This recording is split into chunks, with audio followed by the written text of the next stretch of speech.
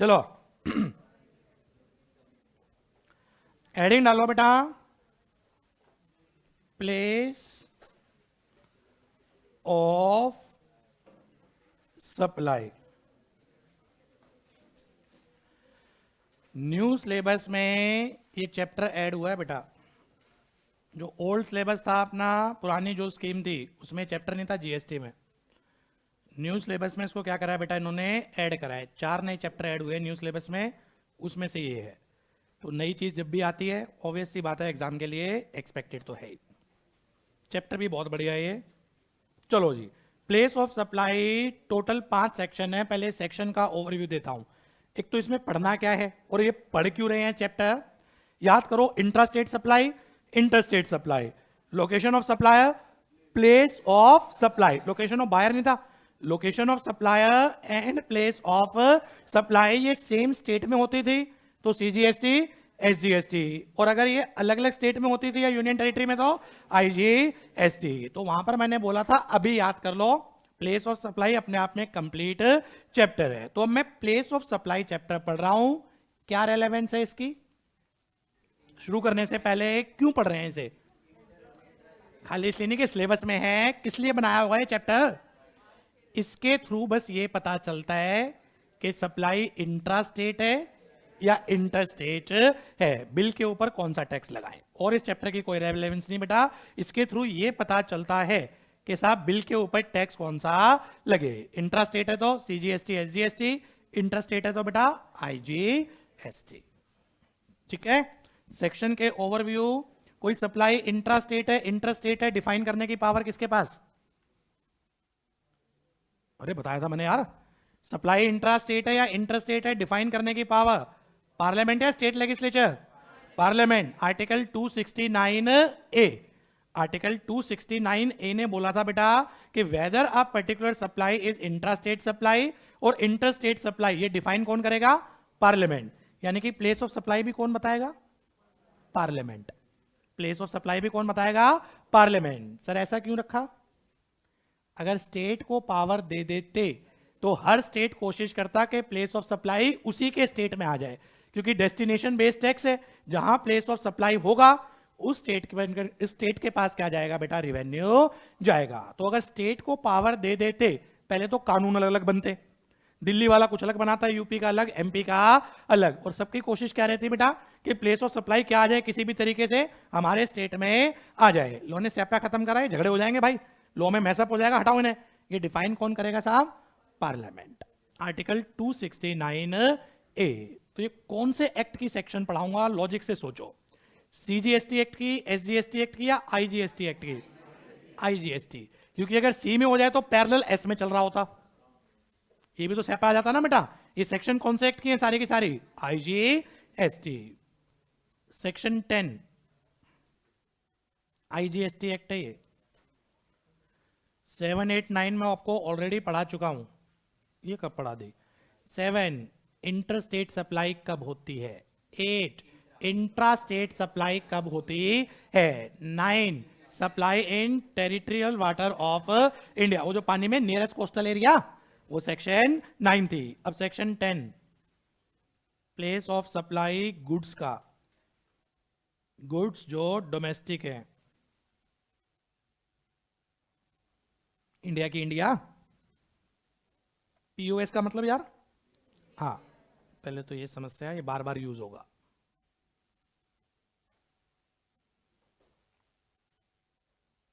Sir पढ़ क्यों रहे हैं प्लेस ऑफ सप्लाई? बेटा एक तो रिवेन्यू उस गवर्नमेंट के पास जाता है जहां पर प्लेस ऑफ सप्लाई होता है, और दूसरा इसके थ्रू ये पता चलता है कि सप्लाई इंट्रास्टेट है या इंटरस्टेट है। उससे ये पता चलता है कि बिल के ऊपर कौन सा टैक्स लगाएं।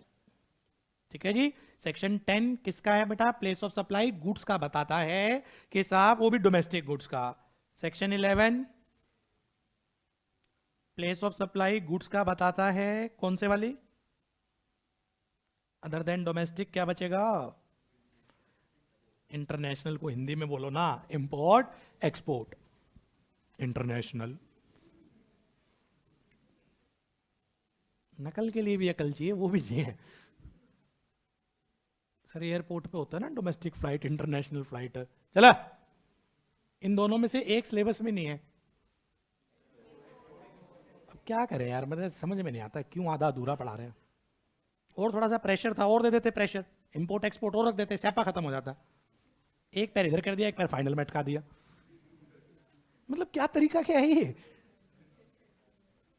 सेक्शन 12, मजे की बात ये इनके कुछ रेलेवेंट पॉइंट टच कर जाते हैं, ये तो पूरा ही हटा दो एकदम, बिल्कुल भी ना पढ़ाएं। Section 12 place of supply service. Service में ध्यान देना, इंपोर्ट एक्सपोर्ट नहीं लिखा, सर्विस में लिखा है सर्विस देने वाला और लेने वाला दोनों इंडिया के होने चाहिए। 12 में location of service provider, LOSP full form लिख लेना, नहीं दुखी करोगे। और LOSR location of service recipient, दोनों कहाँ के होने चाहिए, मत बोलो बेइज्जती हो गई।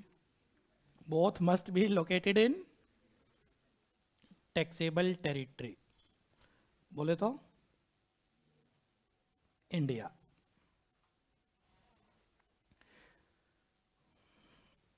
अरे यहां डोमेस्टिक नहीं लिखा, सर्विस देने वाला और लेने वाला ये इंडिया के होने चाहिए। हो सकता है place of supply outside India हो, कहीं तुम बोल दो आउट ऑफ सिलेबस है। सर्विस देने वाला और लेने वाला ये कहां का होना चाहिए, इंडिया के। हो सकता है place of supply outside India हो, कई केस पढ़ाऊंगा ऐसे जहां दोनों इंडिया के हैं पर प्लेस ऑफ सप्लाई क्या बैठ रहा है, आउटसाइड इंडिया। तो यहां पर याद रखना, सर्विस देने वाला और लेने वाला वो दोनों कहां के होने चाहिए, इंडिया के। 13 सिलेबस में नहीं है, प्लेस ऑफ सप्लाई सर्विसेज का, लोकेशन ऑफ सर्विस प्रोवाइडर या location of service recipient.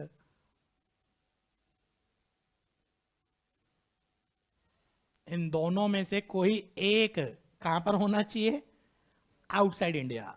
Sir अगर दोनों इंडिया में है तो सेक्शन 12। सर अगर कोई एक इंडिया से बाहर है तो 13। सर दोनों ही बाहर हैं तो 13। दोबारा बोलो, सर्विस देने वाला सर्विस लेने वाला दोनों इंडिया में है तो 12, दोनों में से कोई एक बाहर है तो 13, दोनों ही बाहर है तो 13। वैसे दोनों ही बाहर है तो हम पढ़ क्यों रहे, पर फिर भी आप पूछोगे मैं ही बता दूं, दोनों बाहर है तो 13। क्या बोल रहा था मैं, एनी और बोथ ऑफ देम, एनी और both of them located outside India, not in syllabus.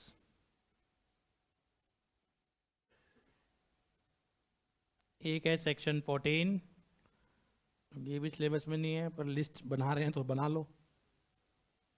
Provision relating to OIDAR service, अलग से सेक्शन बना रखी है इसकी। प्रोविजन रिलेटिंग टू OIDAR, ये क्या होता है, बस कुछ होता है, ऑनलाइन इंफॉर्मेशन डाटाबेस एक्सेस और रिट्रीवल सर्विसेज।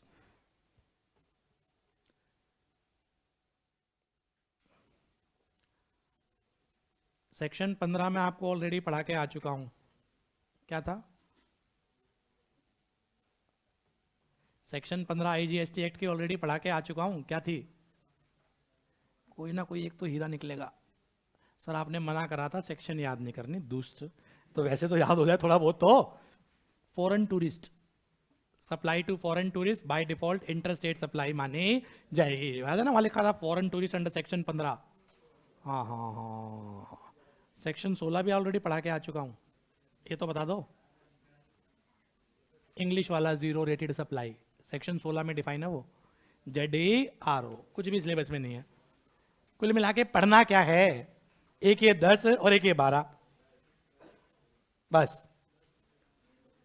एक 10 पढ़ना है और एक क्या पढ़ना है बेटा, 12 पढ़ना है। सर जल्दी खत्म हो जाएगा, इसी में उलझे रहोगे 3-4 लेक्चर तक, इतने परमुटेशन कॉम्बिनेशन है इसमें। तो बस ये 2 हैं भाई सिलेबस में ऑफिशियली।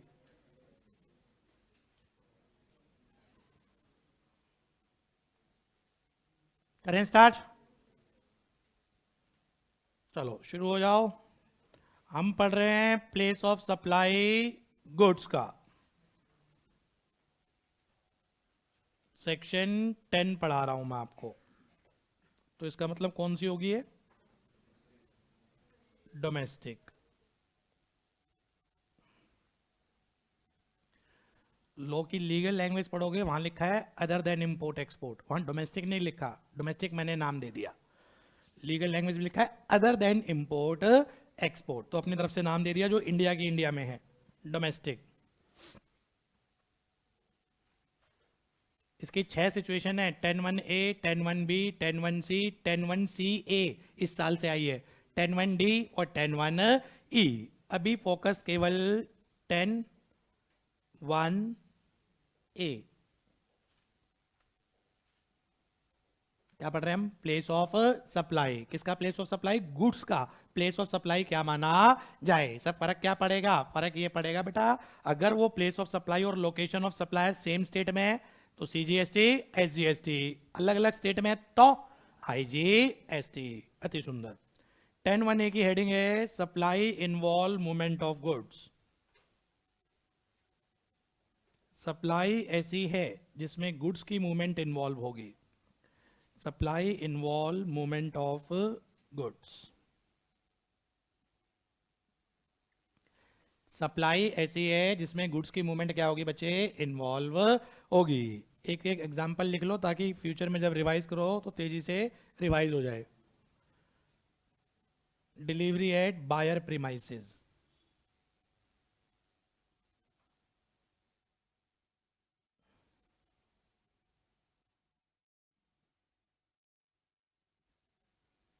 डी ऑफ दिल्ली ने गुड्स बेची एम ऑफ मुंबई को और एग्रीमेंट हो गया जी मुंबई में डिलीवरी देंगे।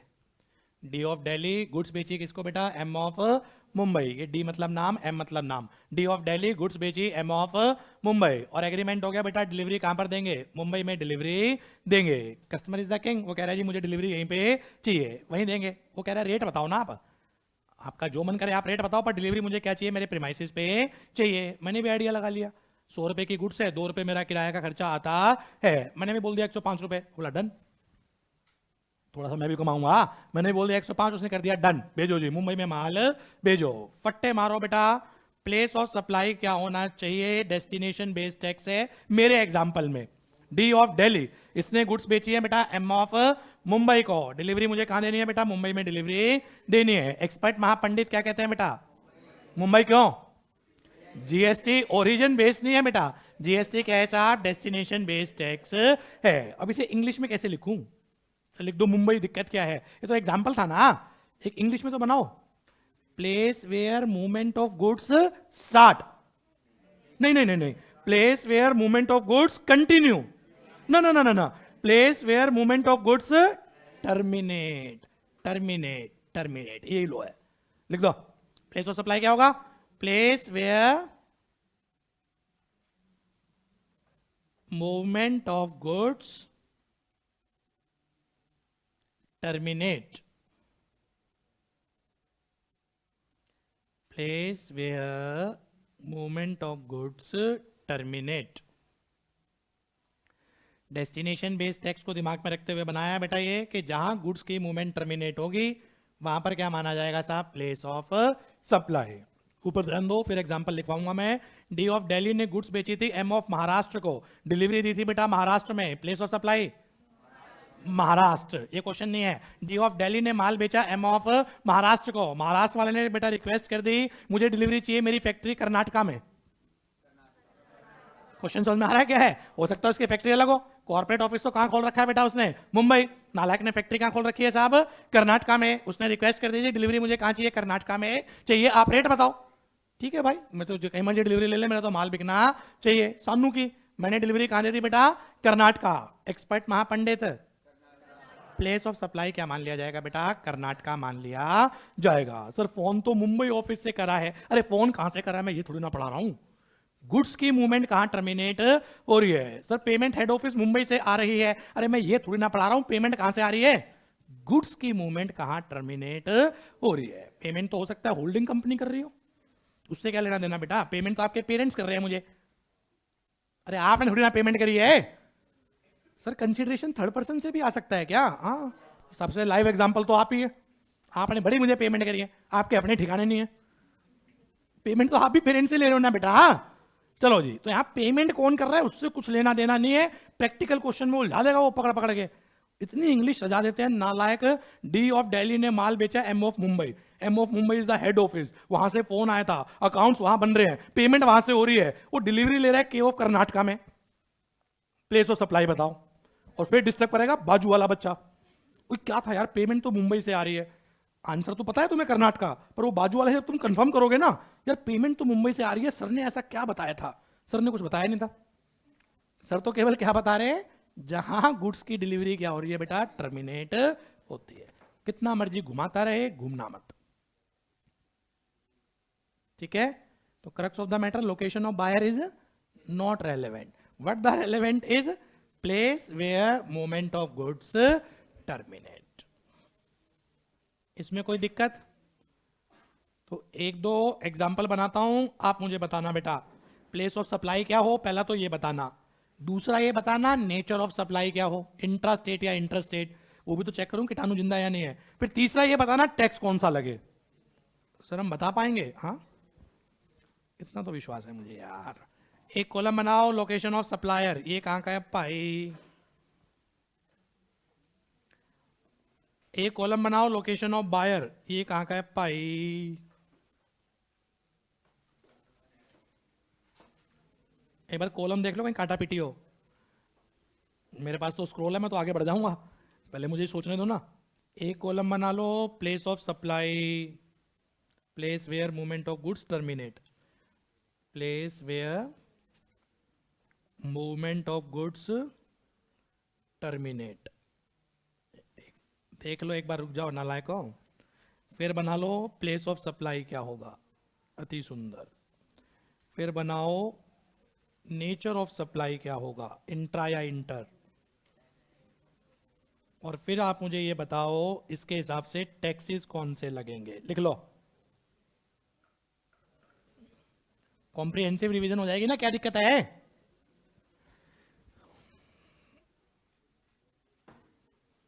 चल लिखा क्या है, मैं दोबारा बोलता हूं। पहला कॉलम लोकेशन ऑफ सप्लायर, दूसरा कॉलम लोकेशन ऑफ बायर, तीसरा place where movement of goods terminate, चौथा आपको आंसर बताना है प्लेस ऑफ सप्लाई क्या होगा, फिर उसके हिसाब से आपको नेचर ऑफ सप्लाई बताना है, फिर उसके हिसाब से बेटा कौन कौन से टैक्सेस लगेंगे।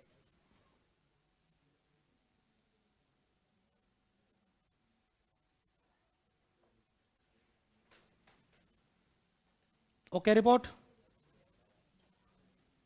चलें। दिल्ली वाले ने माल बेचा महाराष्ट्र वाले को, मुंबई इज इन महाराष्ट्र, सीधा महाराष्ट्र लिख दो, डिलीवरी ली उसने महाराष्ट्र में,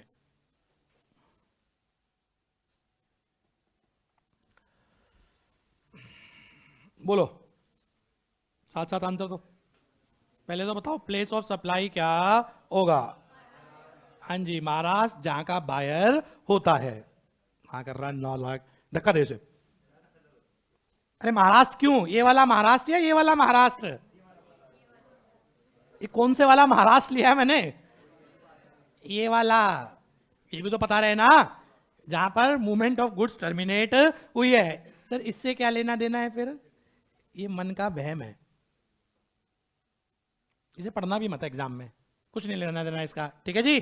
चलो महाराष्ट्र हो जाएगा बेटा प्लेस ऑफ सप्लाई, नहीं आया समझ में, place where movement of goods terminate, ऊपर ध्यान देना लाइक, ये सप्लाई का नेचर बता, इन इंटरस्टेट कैसे, दोनों कौन कौन, ऐसे पढ़ाया था मैंने लोग ऐसे पढ़ाया था, पता नालायक। Location of supplier and place of supply, ये दो अलग अलग स्टेट में है, सप्लाई क्या हो जाएगी? इंटरस्टेट। इंटरस्टेट में कौन सा टैक्स लगता है भाई? आईजीएसटी, शाबाश। नहीं आ रहा ना समझ में? बल्कि अब ज़्यादा बेटर समझ में आएगा क्योंकि अब प्लेस ऑफ सप्लाई भी पढ़ रहे हैं साथ साथ, उस जमाने में रट रहे थे हम। दिल्ली, महाराष्ट्र, कर्नाटका।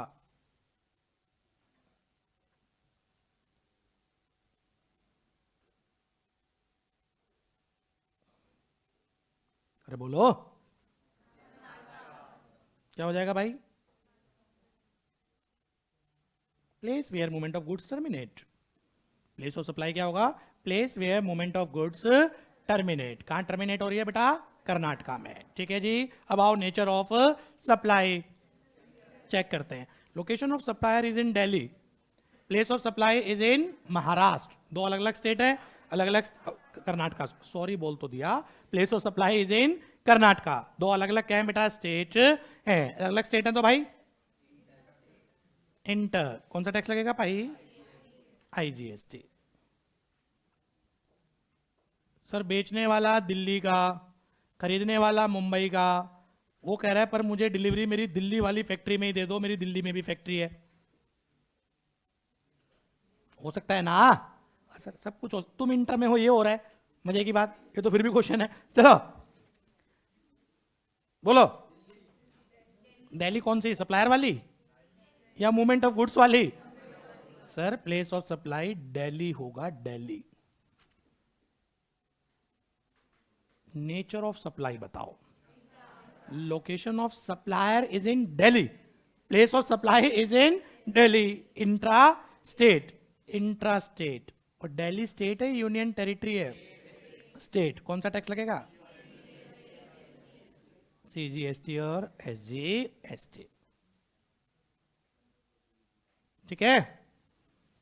खरीदने वाला, ओ सॉरी, बेचने वाला दिल्ली का, खरीदने वाला गुरुग्राम, एनसीआर पर है हरियाणा, बोलते एनसीआर भी है। डिलीवरी ले रहा है Noida, new Okhla industrial development authority. Noida is in UP. इसको भी दुनिया वाले एनसीआर बोलते हैं, इसको भी दुनिया वाले एनसीआर बोलते हैं। एनसीआर दिल्ली होती है?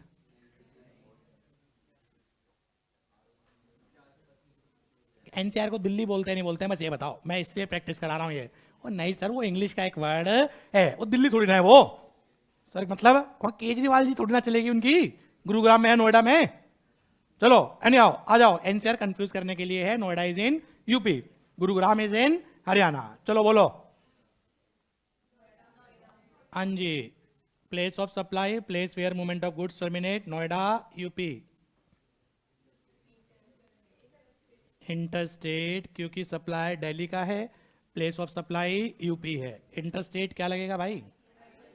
आईजीएसटी। 10(1)A में और कुछ है ही नहीं पढ़ने लायक, ये भी मैं जबरदस्ती ये केस बना रहा हूं। बस याद रखना, place where movement of goods terminate. नहीं आ रहा? 10(1)A में कोई भी किंतु परंतु आराम से। हेडिंग याद रखना, 10(1)A है क्या? सप्लाई ऐसी है जिसमें मूवमेंट ऑफ गुड्स इन्वॉल्व होगी।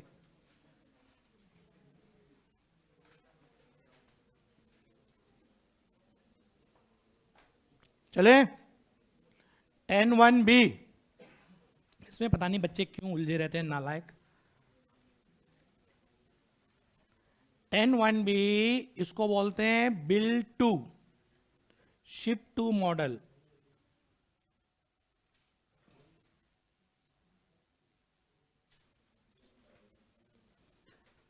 इसे तसल्ली से समझना, ये बार बार रिपीट भी नहीं हो पाएगा।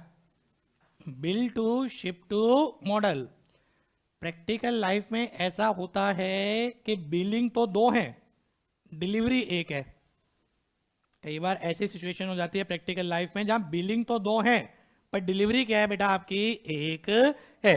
एग्जाम्पल लिखो, समझाता हूं क्या चीज है, साथ साथ चलना। एक्स लिमिटेड ये है दिल्ली का,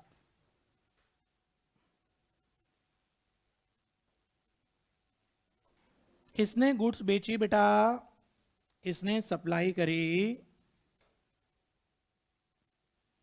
वाई लिमिटेड गुजरात को।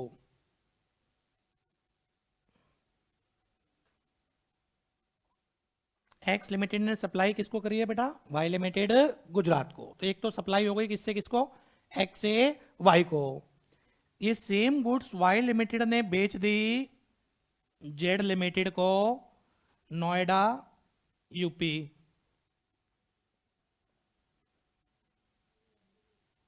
वाई ने किसको सेल कर दी बेटा?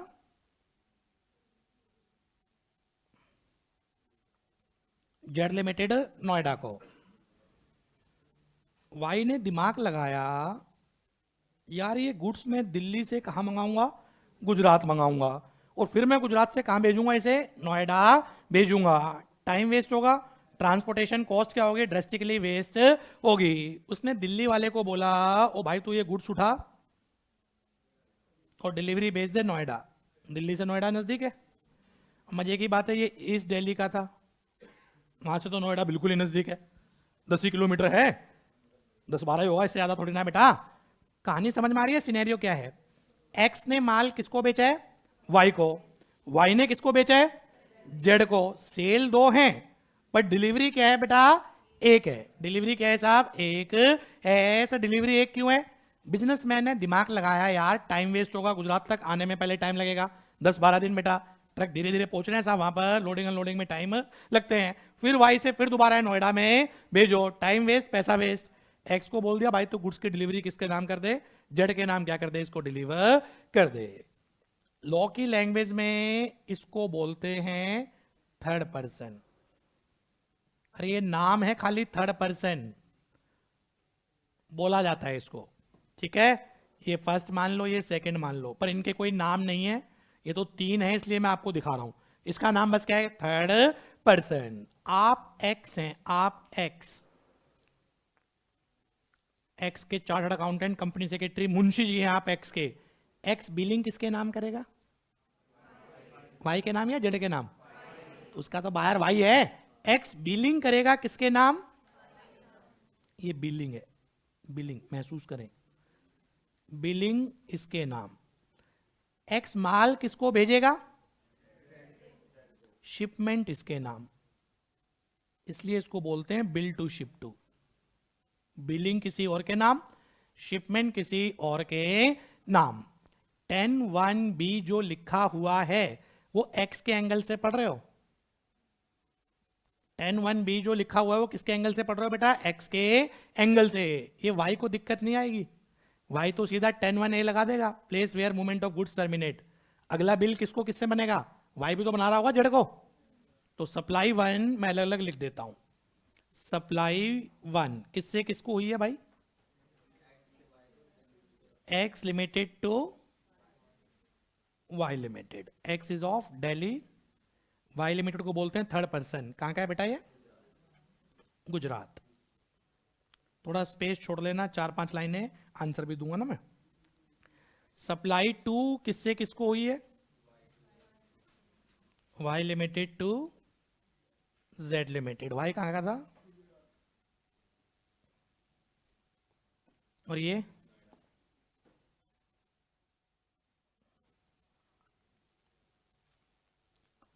नोएडा मतलब यूपी स्टेट से इंटरेस्टेड है।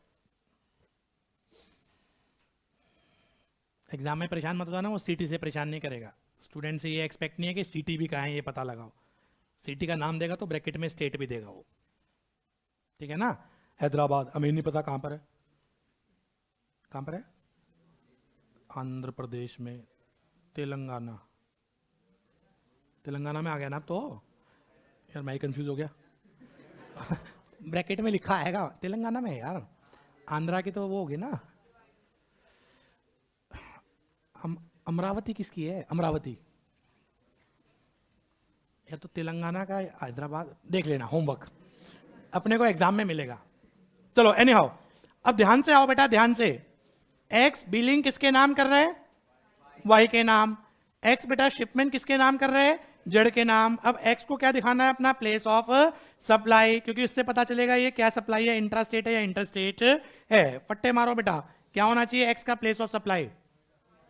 नोएडा होना चाहिए, place where movement of goods terminate, या गुजरात होना चाहिए? अगर हम 10(1)(a पढ़ें तो वहां तो सीधा लिखा है place where movement of goods terminate. बेटा एक्स जो वाई को सेल कर रहा है ये है बिल टू शिप टू, और उसके लिए अलग से सेक्शन बनी है 10(1)(b), यानी कि 10(1)(a) में तो आएगा नहीं, तभी तो अलग से बनाया है, समझो ना। ये 10(1)(a) में नहीं आएगा, तभी तो अलग से क्या बनाया है 10(1)(b). यहां पर लॉ ने बोला है प्लेस ऑफ सप्लाई होगा पहले legal language, location of third person. अब लिखो that is Gujarat. Sir 10(1)(b) अगर ना होती, एक मिनट हाइपोथिकेट एज्यूम करो, अगर ये ना होती तो आंसर नोएडा आ जाता, place where movement of goods terminate, पर स्पेसिफिकली बना दिया बेटा bill to ship to. Sir A और बी में तो कॉन्ट्राडिक्शन हो रही है। बेटा whenever there is contradiction between two provision, specific would prevail over general. आपका बिल टू शिप टू के लिए स्पेसिफिक है 10(1)(b), ठीक है जी। तो एक्स जब भी बिल बनाएगा प्लेस ऑफ सप्लाई किसका लेगा बेटा, वाई लिमिटेड का लेगा। मेरे एग्जांपल में गुजरात। अब शुरू हो जाओ, नेचर ऑफ सप्लाई बताओ। लोकेशन ऑफ सप्लायर कहां का है, दिल्ली। प्लेस ऑफ सप्लाई कहां का है, गुजरात। क्या हो जाएगा भाई, इंटरस्टेट, ठीक है। और टैक्सेस कौन से लगाएगा भाई, ये IGST।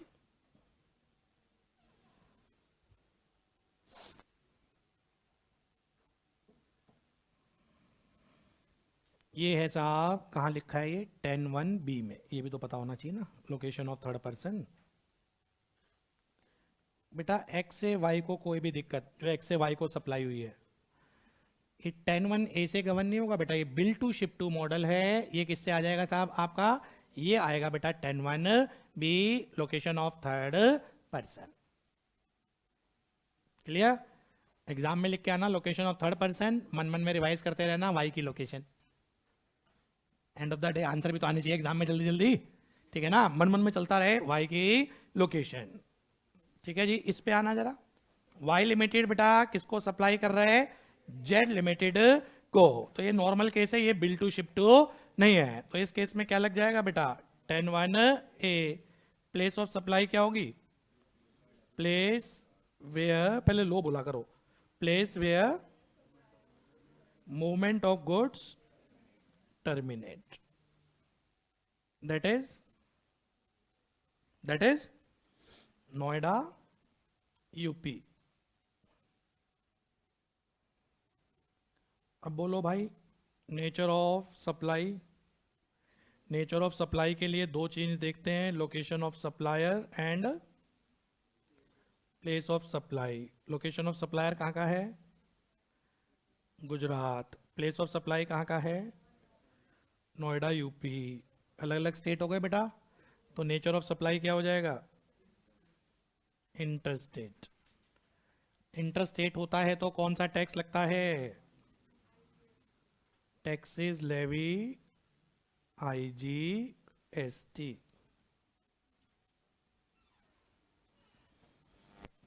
LOS मतलब location of supplier. Nature of supply के लिए दो चीज देखते हैं ना बेटा, location of supplier and place of supply.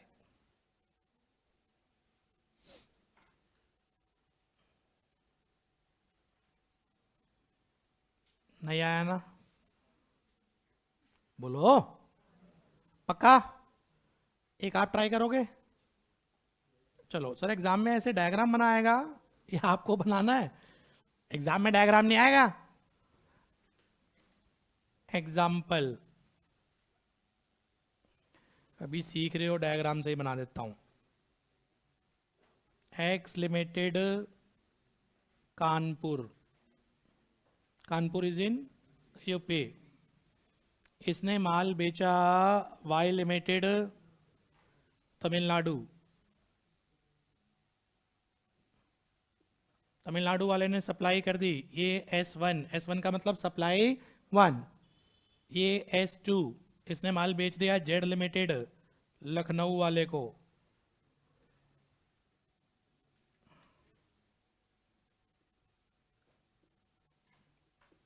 X sold goods to Y, Y sold goods to Z, and on the request of Y, X transfer this goods to Z. X और Z UP के हैं, Y Tamil Nadu का है।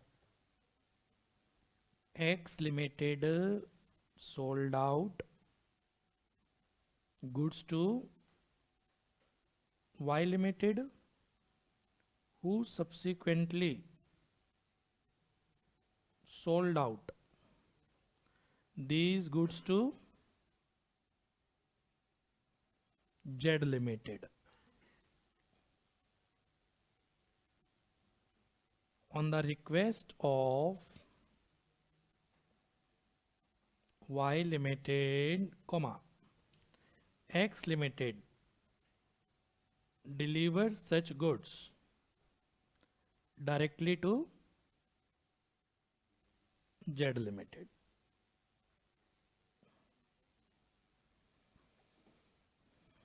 ऐसे आएगा लिखा हुआ। ये डायग्राम तो मैंने बनाया, एग्जाम में आप बना लेना। एक्स लिमिटेड, दोबारा पढ़ता हूं, X limited sold out goods to Y limited who subsequently sold out these goods to Z Limited on the request of Y Limited. X Limited delivers such goods directly to Z Limited. ये तो बेटा मैंने आपको बता दिया X कौन है, Y कौन है और Z कौन है डायग्राम से। एग्जाम में यार नाम चल रहे होंगे उल्टे सीधे, मणिप्पा limited sold out goods to Karippa Limited, Karippa Limited subsequently sold out to this and this। वो एग्जाम में बना लेना डायग्राम अपने आप। डायग्राम बनते तो कुछ नहीं बनता बचता। डिटरमाइन क्या चीज निकालनी है। Number 1, place of supply of each supply. Number 2, nature of supply. And number 3, taxes levy.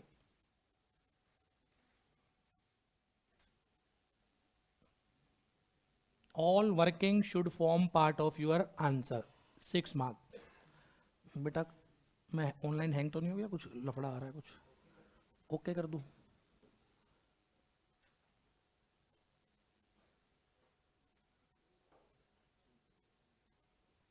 तुम तो करो, तुम क्या देख रहे हो?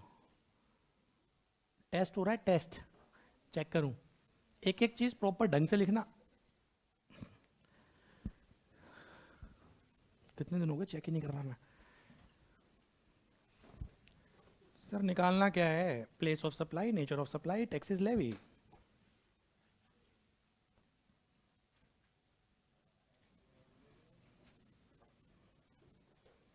तेरे 5 नंबर तो एग्जाम में वैसे ही एक्स्ट्रा हो जाएंगे बेटा, मुझे राइटिंग के एक्स्ट्रा मिल जाएंगे। तू तो खाली 35 नंबर के लिए पढ़ रही है बेटा। हाँ?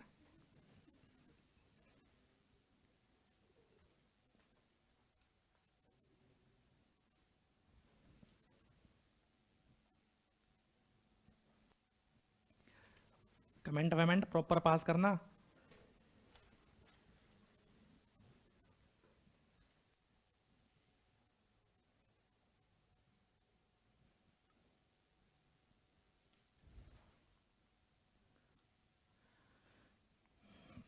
प्लेस ऑफ सप्लाई निकालना है, nature and taxes levied.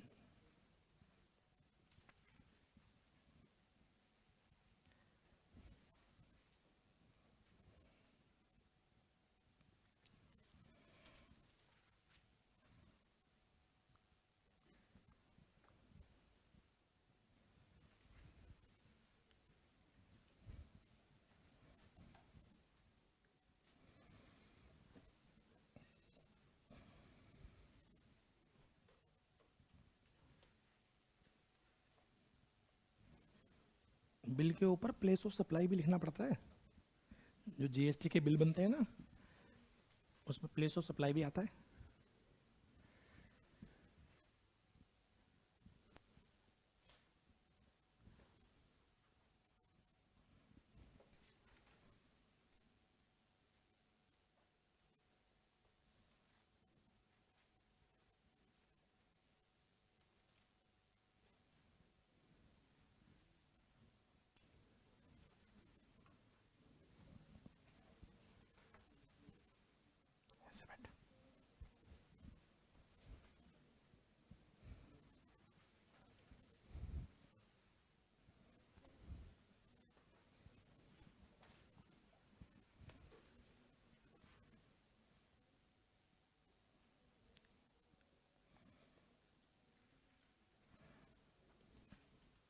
Done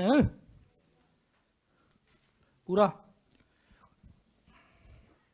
चलो, हर क्वेश्चन में तो बेटा देखो मैं बता नहीं पाऊंगा कैसे प्रेजेंट करना है।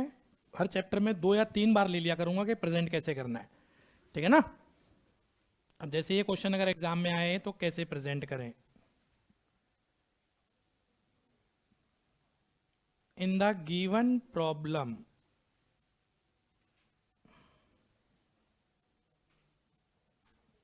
two types of supply are involved.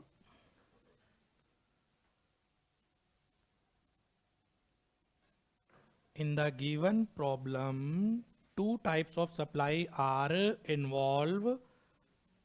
One is from, exam में जो भी नाम होगा बेटा, मेरे क्वेश्चन में नाम है x limited to y limited, and another is from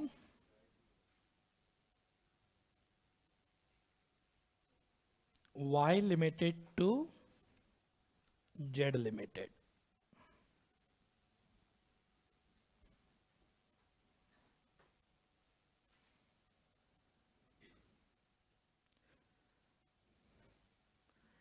place of supply full form लिखना, nature of supply and taxes levied, taxes levied regarding each supply is discussed below.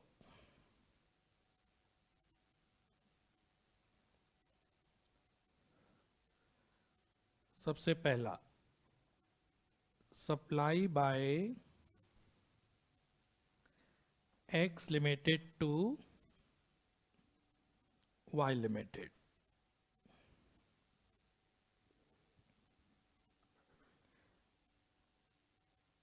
In this situation, bill is issued by X limited. Bill का मतलब GST invoice.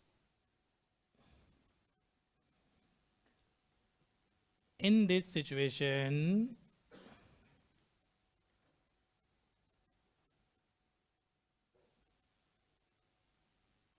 GST invoice is issued by X limited in the name of, किसके नाम से बनाएगा बेटा वो, Y limited, but shipment is made to Z limited on the request of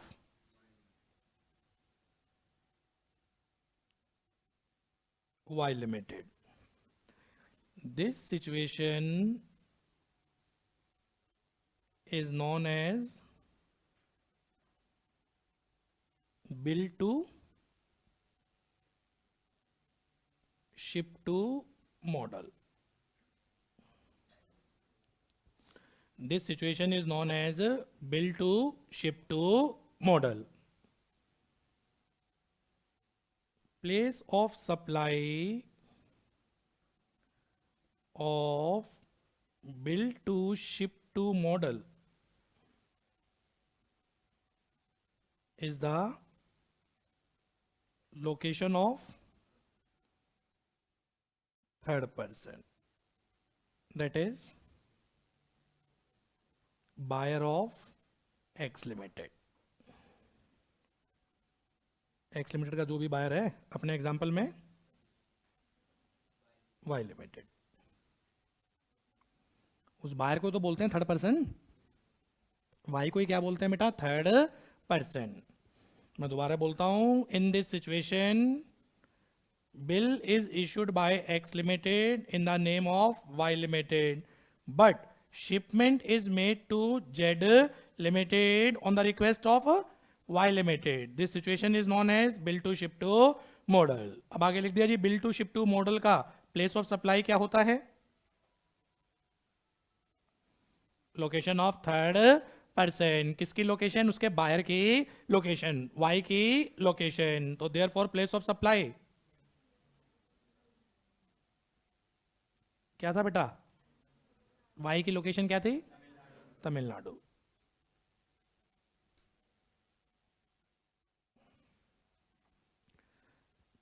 place of supply में कोई दिक्कत, अब आओ, नेचर ऑफ सप्लाई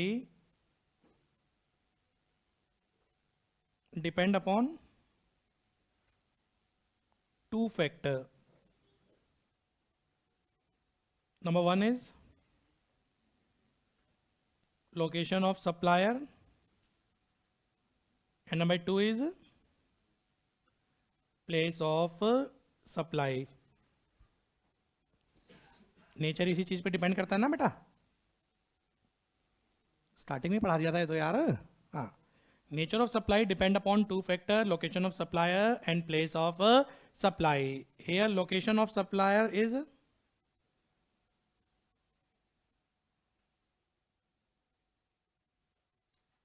क्या है बेटा, Kanpur UP, and place of supply is Tamil Nadu.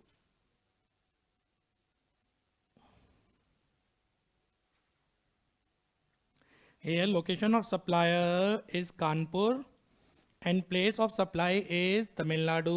So therefore, as per section 8 of IGST act, section ना भी याद हो चलेगा, सेक्शन ना भी याद हो बेटा चलेगा, आप सीधा लिखे आना therefore it is a interstate supply, आप सीधा लिख के आ सकते हैं therefore it is a interstate supply. As per section 8 of IGST act it is interstate supply, accordingly chargeable to, कौन सा टैक्स लगेगा,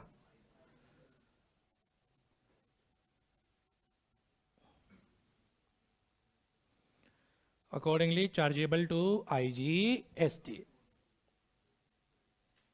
कंक्लूजन,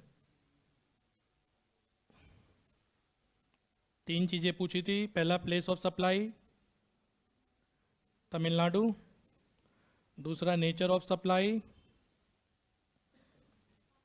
इंटरस्टेट, कहानी को इकट्ठा भी तो करना है, ठीक है, और तीसरा और लास्ट बेटा आपका टैक्सेस लेवी, बोलो IGST।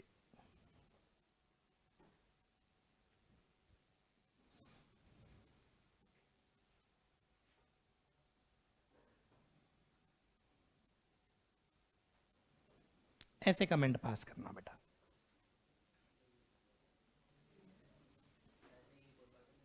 अभी तो एक ही हुआ है X to Y, अभी दूसरी सप्लाई बाकी है Y to Z। एक रफली आइडिया आ रहा है ना, मैं हर एग्जाम्पल में इतना डिटेल में नहीं जा पाऊंगा, वहाँ तो मैं बस बताता रहूँगा ये प्लेस ऑफ सप्लाई है, ये नेचर है, ये टैक्सेस है, पर एग्जाम में ये प्रॉपर प्रेजेंट करने होते हैं बेटा। अकॉर्डिंगली लाइन याद कर ले, तीन चार हैवी बड़े याद कर ले, मुटेटिस मुटेंडिस चिपका क्या जी एग्जाम में, ऊपर कर दो जी, लो ऊपर कर दो, समझ के आ रहा होगा, लिखने के बाद तो मुझे पता नहीं चल रहा, कौन सा रिपीट करूं सर, ये क्या लिखा है, here location of supplier X limited Kanpur, supplier is Kanpur and place of supply is Tamil Nadu, तो देयरफॉर सीधा लिख देना एग्जाम में, it is interstate supply. Interstate supply पे क्या लगता है, चार्जेबल टू IGST। बोलें इंटरस्टेट की 7 है, इंट्रास्टेट की 8 है, बिल्कुल सही है भाई लड़का।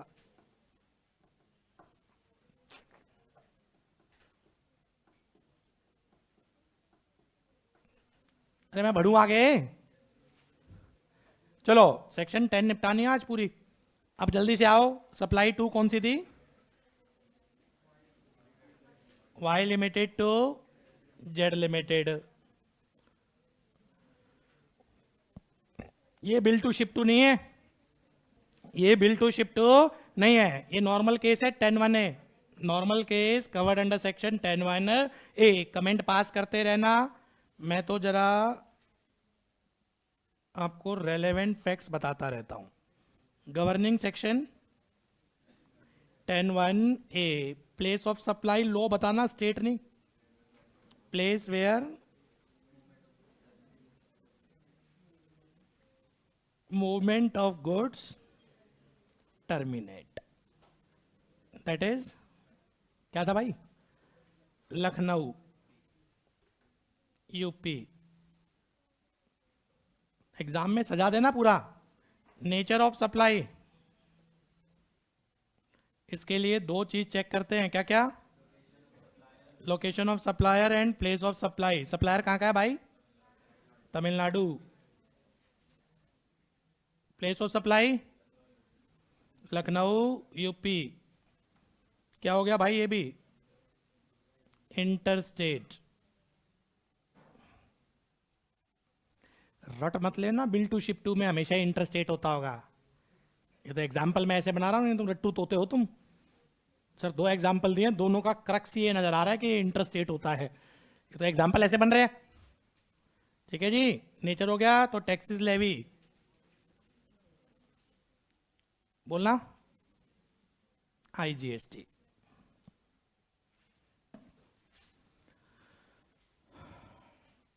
टेन 1A मेरी तरफ से निपटा, 10(1)B मेरी तरफ से निपटा। आपके कोई भी इफ्स एंड बट्स, इधर उधर की बातें करें। ये एक दूसरे के बिल ऑनलाइन एक्सचेंज कर, एक्स वाई को देगा बिल, एक्स जेड को कभी देगा ही नहीं। उसके नाम तो खाली ट्रांसशिपमेंट होगी। अगर उसको बिल दे दिया, वो तो देख लेगा कितने में आया है। 100 का माल ऑब्वियस सी बात है, वो तो बिजनेस कर रहा, ज्यादा में बेचेगा। अरे जरूरी थोड़ी ना ऑनलाइन हो यार, मेल कर दी या पोस्ट कर दिया। बिल कैसे देंगे ये भी मैं बताऊं। मेल पे आते हैं बिल, व्हाट्सएप पे भी कर देते हैं आजकल तो। टैली पे बिल जनरेट करा, व्हाट्सएप कर दिया। ठीक है भाई, इधर उधर की बातें हो जाएं दो चार। इधर उधर मतलब कॉन्सेप्ट यही रहेगा, नालायकों कहीं आपको लगे इधर उधर की बात शुरू कर रहे हैं। चलो किससे पूछें, आपसे पूछता हूं बेटा मैं। टैक्स कौन सा देना था इस पे, गलती से दे दिया ये। मुंशी जी नालायक थे, आप ही थे मुंशी जी, समझ में नहीं आ रहा था कि IGST है। आपको तो लगा वो लखनऊ, ये कानपुर, दोनों यूपी की यूपी, निपटा दो। भाई भाई, यूपी वाले भाई भाई, लगा दिया उसने CGST और SGST। लगना था IGST। रेमेडी बता बेटा।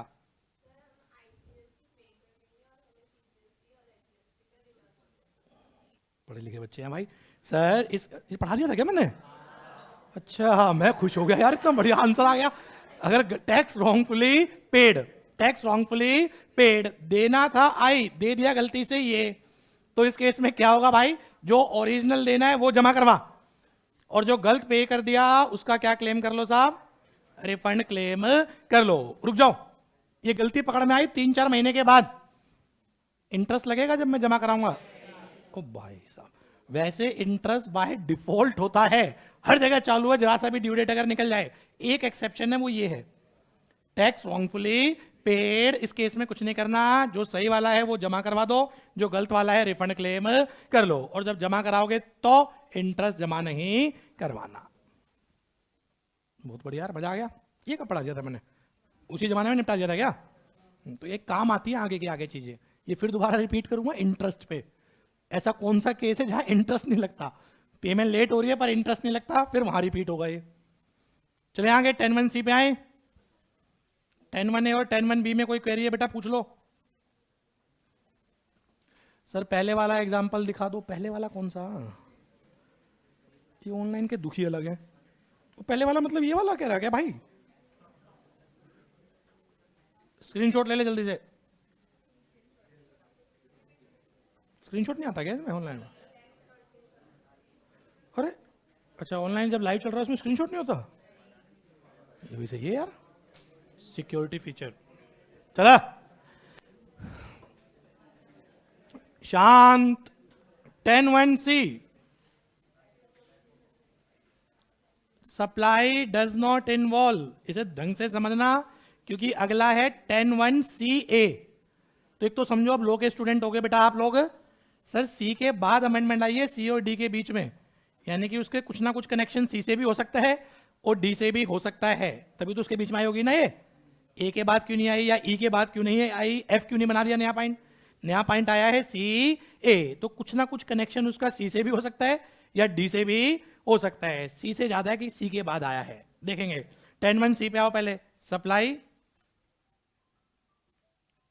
फोन सुनो भाई, बहुत जरूरी है। Supply does not involve movement of goods. Supply ऐसी है जिसमें गुड्स की मूवमेंट इन्वॉल्व नहीं है। सप्लाई ऐसी है जिसमें गुड्स की मूवमेंट इन्वॉल्व नहीं है। सर मूवमेंट इन्वॉल्व हो तो 10(1) है, मूवमेंट इन्वॉल्व हो तो 10(1) ए, मूवमेंट इन्वॉल्व ना हो तो 10(1) सी। 3-4 एग्जांपल दो पहले तो। प्लेस ऑफ सप्लाई तो मैं अपने आप बता दूंगा, पहले समझ में तो आए कि ये है क्या। ये कि सप्लाई ऐसी है जहां गुड्स की मूवमेंट इन्वॉल्व नहीं है। सबसे बढ़िया एग्जांपल काउंटर सेल। बिग बाजार में गए, आपने वहीं पेमेंट करी, उसने गुड्स की डिलीवरी दे दी, ये तो होता है। परचेजिंग करने जा रहे, counter sale is the perfect example. आपने पेमेंट करी, उसने गुड्स आपको वहीं के वहीं पकड़ा दी। Supply does not involve movement of goods. और बाद में बायर तो लेके जा ही रहा है, अरे सेल तो वहीं कंप्लीट हो गई ना, उसके बाद कुछ भी करो, आग लगा दो उसमें, सेल तो क्या हो गई, वो वहीं पे कंप्लीट हो गई। Supply does not involve movement of goods. ये बच्चों वाले एग्जाम्पल, बढ़िया एग्जाम्पल देता हूं तुम्हें, अगर वो समझ में आ जाए तुम्हें। समझना जरा, ये मैं वैभव जलान क्लासेस, लिखना मत, सामने ध्यान दो। ये आप हरिओम विजय सेल, कोई भी ले लो, टाटा क्रोमा।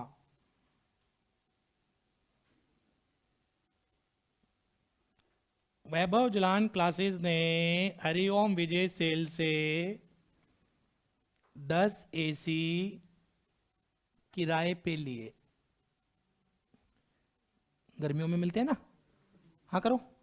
गर्मियों में बेटा एकदम भीड़ ज्यादा हो रही थी, वो स्टैंडी वाले एसी नहीं आते, अरे हाँ कर दो यार, आते हैं, हाँ हाँ सर आते हैं। वो स्टैंडी वाले एसी 10 एसी क्या कर लिए बेटा, किराए पे ले लिए, या ये वाले किराए पे चल रहे हैं। आप ये महसूस करें क्लास में, क्या बोलते हैं इनको, विंडो स्प्लिट, स्प्लिट, ठीक है।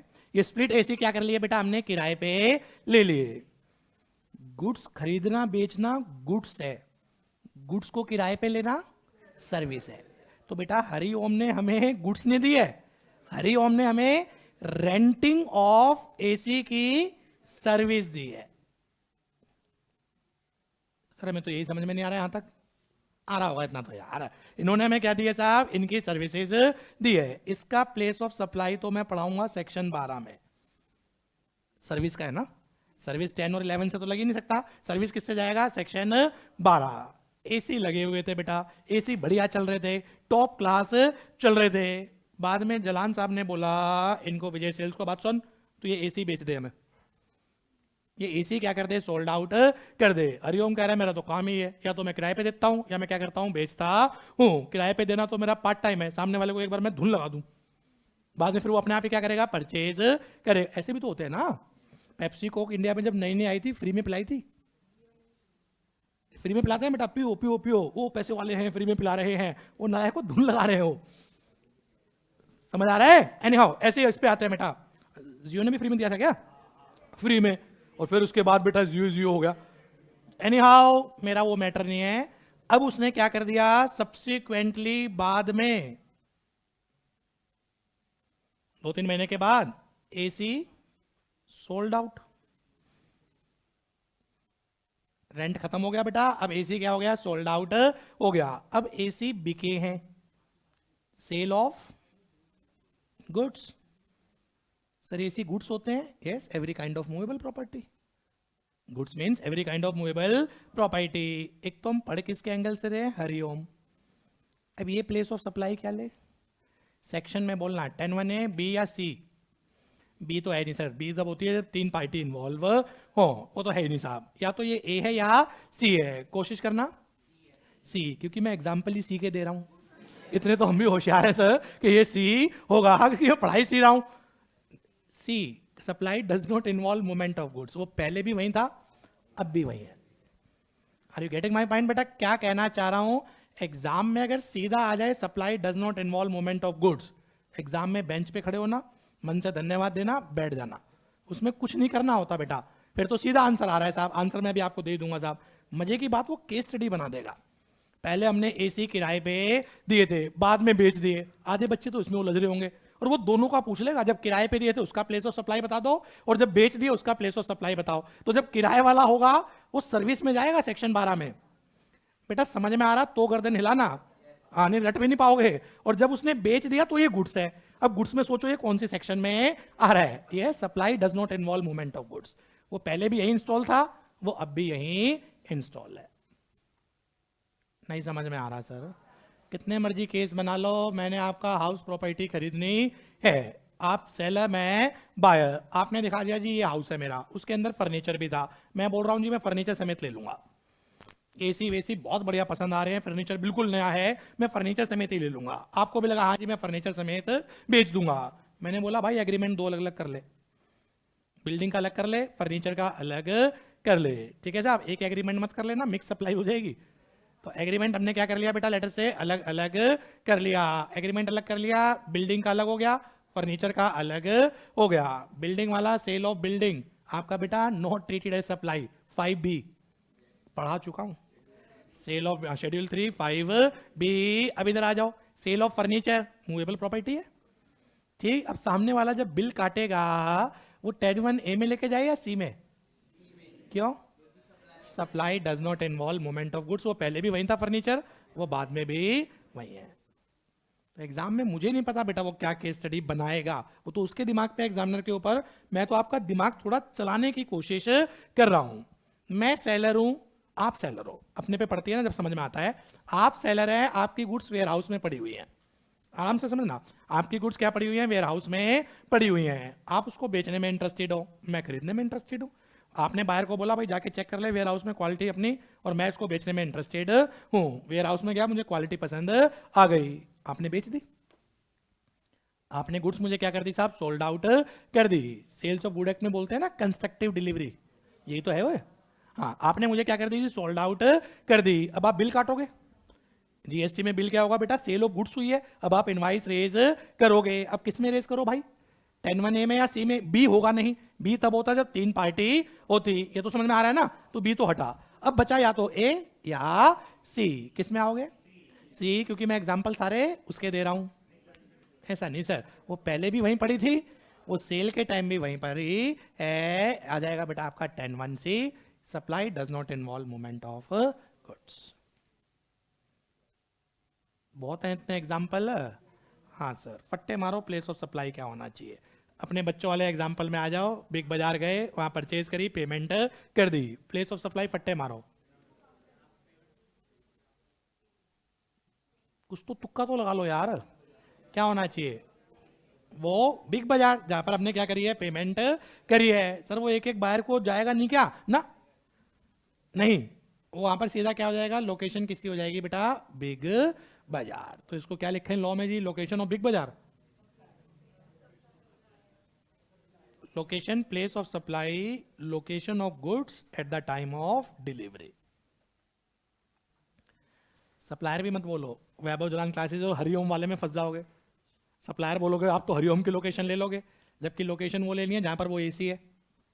वेयर हाउस के केस में लोकेशन वो लेनी है जहां पर वो वेयर हाउस है। तो प्लेस ऑफ सप्लाई क्या होगा बेटा? Location of goods at the time of delivery.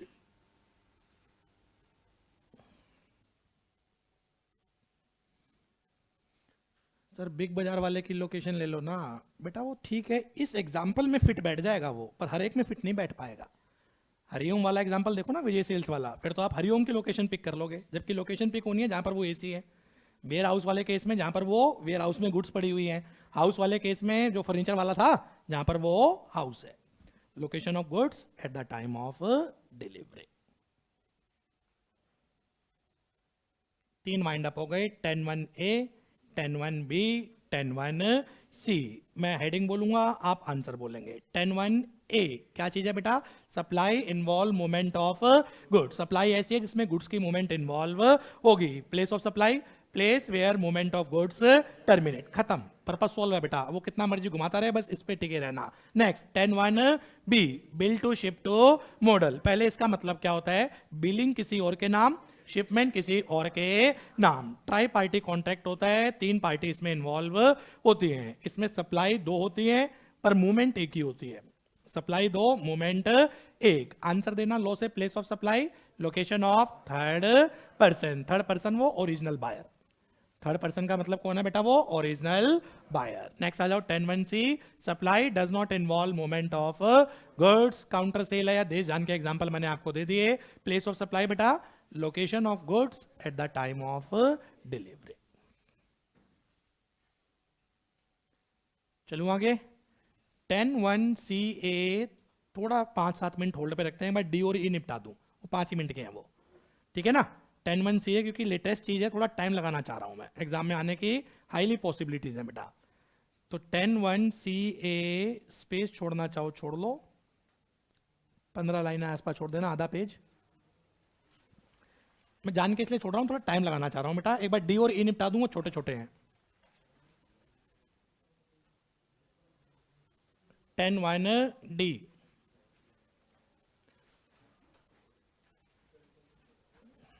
10-15 लाइनें छोड़ देना, उतने में आ जाएगा। कहानी सुनानी है, क्यों आया है, वो कहानी में टाइम लगता है, आंसर तो 2 मिनट का है। 10(1)(d) गुड्स असेंबल्ड और installed at site.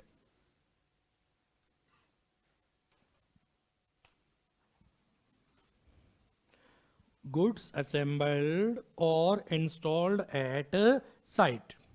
Certain goods बेटा जो काफी बड़ी बड़ी होती हैं, इनको बेटा फैक्ट्री से बायर प्रीमाइसिस तक सीकेडी एसकेडी फॉर्म में पहुंचाया जाता है। ये क्या बवाल है? नाम सुने या नहीं सुने? नहीं, अब ऐसे बोल दिया करो नहीं सुना। CKD complete knockdown, complete knock KNOCK complete knockdown, SKD semi knockdown.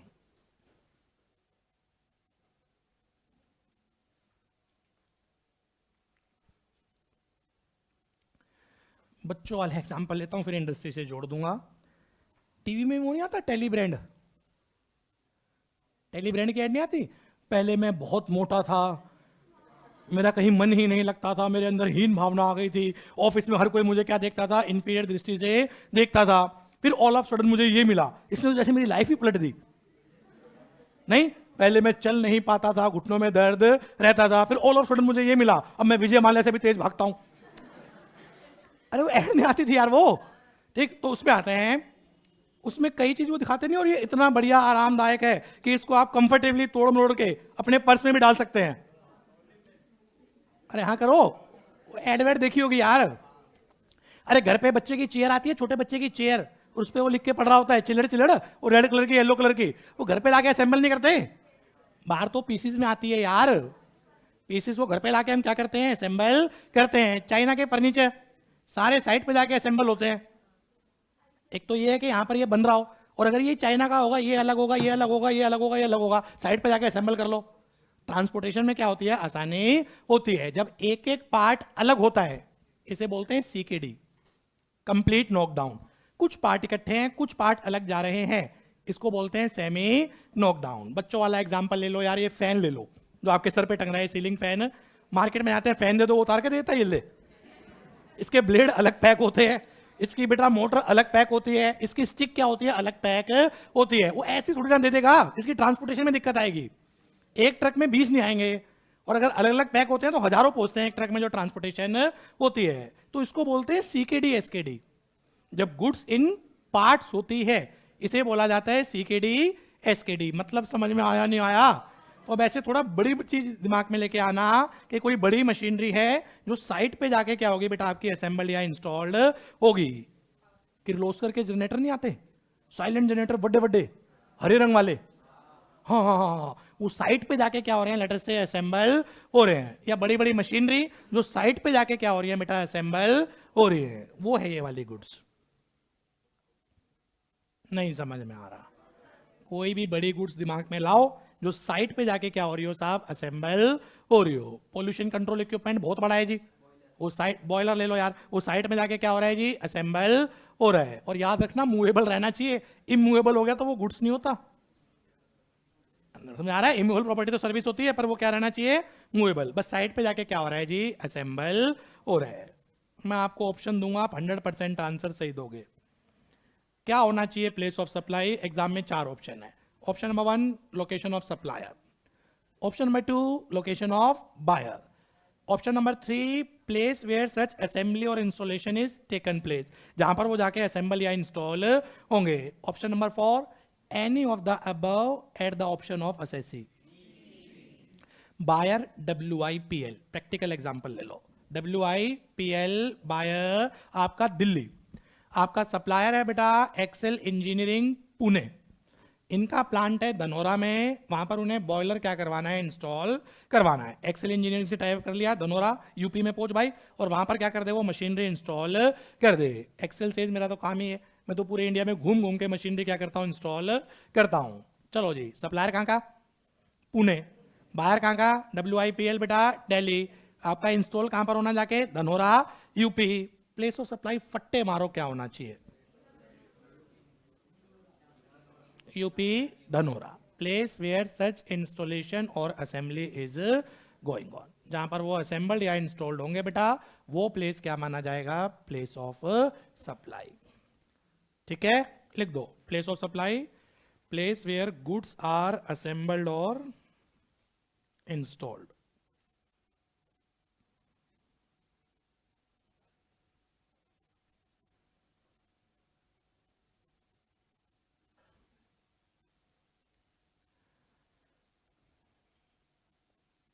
बच्चा क्लास के बाद मुझे धरेगा, सर हाँ बेटा, सर मूवमेंट तो इसमें भी हो रही है, तब साइड तक पहुंचाया तो इसका मतलब मूवमेंट तो हो ही रही है। हाँ बेटा मूवमेंट हो रही है, तभी तो ये अलग से बनाया, अगर ये अलग से ना होता तो ये भी 10(1)(a) में आ जाता।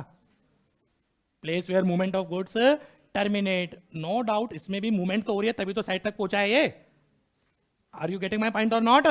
पर whenever there is contradiction between two provision, specific would prevail over general. तो अगर इंस्टॉलेशन या असेंबली के कारण मूवमेंट है तो 10(1)(a) में नहीं आएगा, किस में आ जाएगा, 10(1)(d). समझाना ये चाह रहा हूं, दिमाग चलना शुरू होगा आपका, अभी नहीं तो 1-2 महीने के बाद कभी ना कभी तो ये क्लिक करेगा, यार मूवमेंट तो इसमें भी हो रही है, इसमें ऐसा फिर अलग से क्या है, अलग से कुछ होगा तभी तो अलग से बना दिया कि अगर मूवमेंट किसके कारण है, असेंबली या इंस्टॉलेशन के कारण, तो ए में नहीं आएगा, फिर वो किस में आ जाएगा बेटा, डी में आ जाएगा। नहीं आ रहा सर, सिंपल याद कर लो यार, जो जिसमें आता है वो उसी में आता है, मतलब जिसकी जो हेडिंग है वो उसी के अंदर क्या हो जाएगा, कवर होगा। ठीक है, ठीक है जी, 10(1) ही,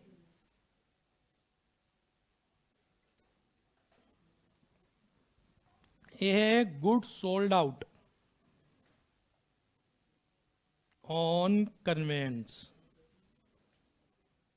good sold out on conveyance. Conveyance को डिफाइन कर रखा है सेक्शन 2 में, इसका मतलब वेसल भी आ जाएगा, इसका मतलब व्हीकल भी आ जाएगा, इसका मतलब एयरक्राफ्ट भी आ जाएगा। बिल्कुल प्रैक्टिकल एग्जांपल देता हूं। बफरिंग बेटा हमारी तरफ से नहीं है बच्चे, आपकी तरफ हो गई। बफरिंग होती है ना, मैं भी अटक जाता हूं।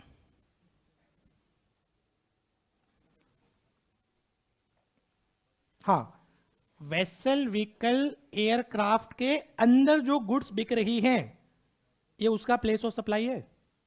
वेसल व्हीकल एयरक्राफ्ट के अंदर जो गुड्स सोल्ड आउट हो रही हैं, ये उसका प्लेस ऑफ सप्लाई है। एग्जांपल से देता हूं, फिर दिमाग चलना शुरू होगा। फ्लाइट है बेटा दिल्ली कोची या श्रीनगर से कोची, सबसे लेंदी यही रूट है, 2-2.5 घंटे की फ्लाइट है। दिल्ली से कोची की फ्लाइट है 2.5 घंटे 3 घंटे ले लो, चलो इससे ऊपर इंडिया में कोई है ही नहीं, 3 घंटे के बाद इंडिया से बाहर ही निकल जाओगे।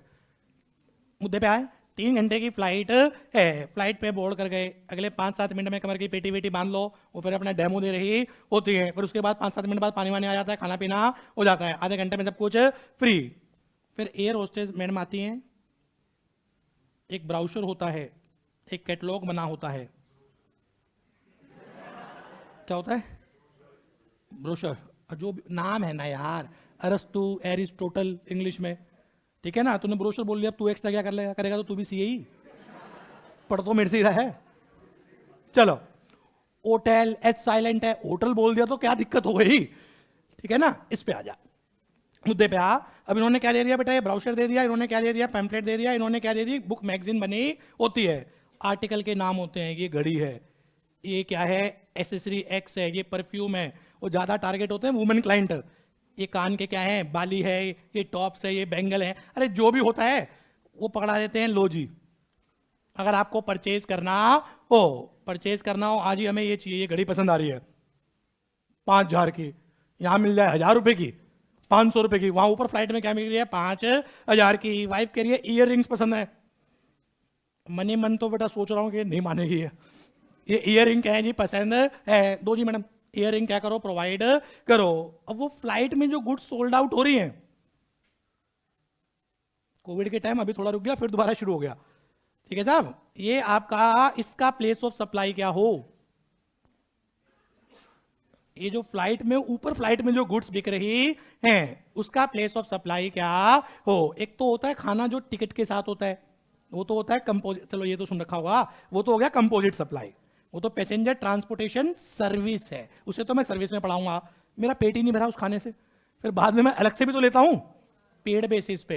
अब वो जो पेड बेसिस पे अलग से दे रहे हैं वो गुड्स है, वो जो अलग से दे रहे हैं ये समझ में आ जाए वो गुड्स है, या ये जो सामान बिक रहा है ये क्या है साहब, ये गुड्स है। इसका प्लेस ऑफ सप्लाई क्या हो, सर फ्लाइट देख लो कहां उड़ रही है, मैंने ऑर्डर दिया 1 घंटे के बाद, 1 घंटे के बाद वो एयर होस्टेस कैप्टन से पूछती होगी, कैप्टन जल्दी बताइए फ्लाइट कहां पर है, ये फ्लाइट है इस महाराष्ट्र के ऊपर, ले प्लेस ऑफ सप्लाई महाराष्ट्र। कैसे चलता होगा यार, अरे ट्रेन कहीं भी आ जाओ यार, तो दिमाग में आपके फिगर होनी चाहिए, ट्रेन में भी तो गुड्स बिक्री होती है, उसको मान लेना 1 मिनट के लिए वो रजिस्टर्ड है, वो जो बेच रहा है, चिप्स बेच रहा है, चाय बेच रहा है, 1 मिनट मान लेना वो रजिस्टर्ड है, तभी मैं पढ़ा रहा हूं साहब, ये ट्रेन में भी तो सोल्ड आउट होते हैं सारे गुड्स। हाँ हाँ सर, अब आ गया हमें समझ में, जो उसके अंदर गुड्स क्या हो रही है, सोल्ड आउट हो रही है, उसका प्लेस ऑफ सप्लाई क्या हो। सर उसका प्लेस ऑफ सप्लाई तो देख लेंगे, पहले जिन्होंने लो बनाया उन्होंने कहां तक सोच लिया, नहीं उनको मन से धन्यवाद नहीं हो कि नालायक कहां तक गिर गए, ये पक्का कहीं से कॉपी मारा होगा इन्होंने किसी कंट्री से, जब जीएसटी आ रहा होगा उनकी कंट्री में भी तो दिक्कत होगी है। हाँ साहब, एनी हाउ क्या कहते हो बेटा, पट्टे मारो। मेरा answer, air hostess immediate phone करती होगी कैप्टन को, कैप्टन कहेगा छोड़ फ्लाइट, पहले मैं इसे बताऊं, क्योंकि इसे अपना प्लेस ऑफ सप्लाई निकालना है। क्या होता होगा, जहां से फ्लाइट स्टार्ट, जहां से फ्लाइट खत्म, क्या कहते हैं, law says place where goods are taken on board, place of supply है place where goods are taken on board, place where goods are taken on board, board का मतलब जहां से वो गुड्स चढ़ाए, कहीं इंग्लिश ना समझ में आए, शर्म के मारे यहां पूछो ना डिक्शनरी में हिंदी मिलेगी नहीं। Place where goods are taken on board का मतलब जहां से वो गुड्स चढ़ाए, मेरे एग्जांपल में कहां से चढ़ाए होंगे भाई, दिल्ली, फ्लाइट यहीं से बनने चल रही है, place where goods are taken on board. इसमें अगर वो कहीं से परेशान करेगा वो बताता हूं, पहले आंसर लिख लिया, दिल्ली मुंबई राजधानी, यार बीच के 2-4 स्टेशन बताओ, जयपुर, आगरा कहां जा रहा है नालायक, इधर से निकलेगी जयपुर से, चुप रह तू, और कौन से आते हैं यार इसमें, जयपुर तो लिख दिया ना, जयपुर, जयपुर ही लिखा है, जयपुर, एक्स वाई जेड और आखिरी स्टॉपेज है मुंबई। कुछ तो खाने पीने का सामान और कुछ तो यहीं से चढ़ जाता होगा, फिर कुछ ऐसा भी तो होता होगा स्टेशन से चढ़ रहा है,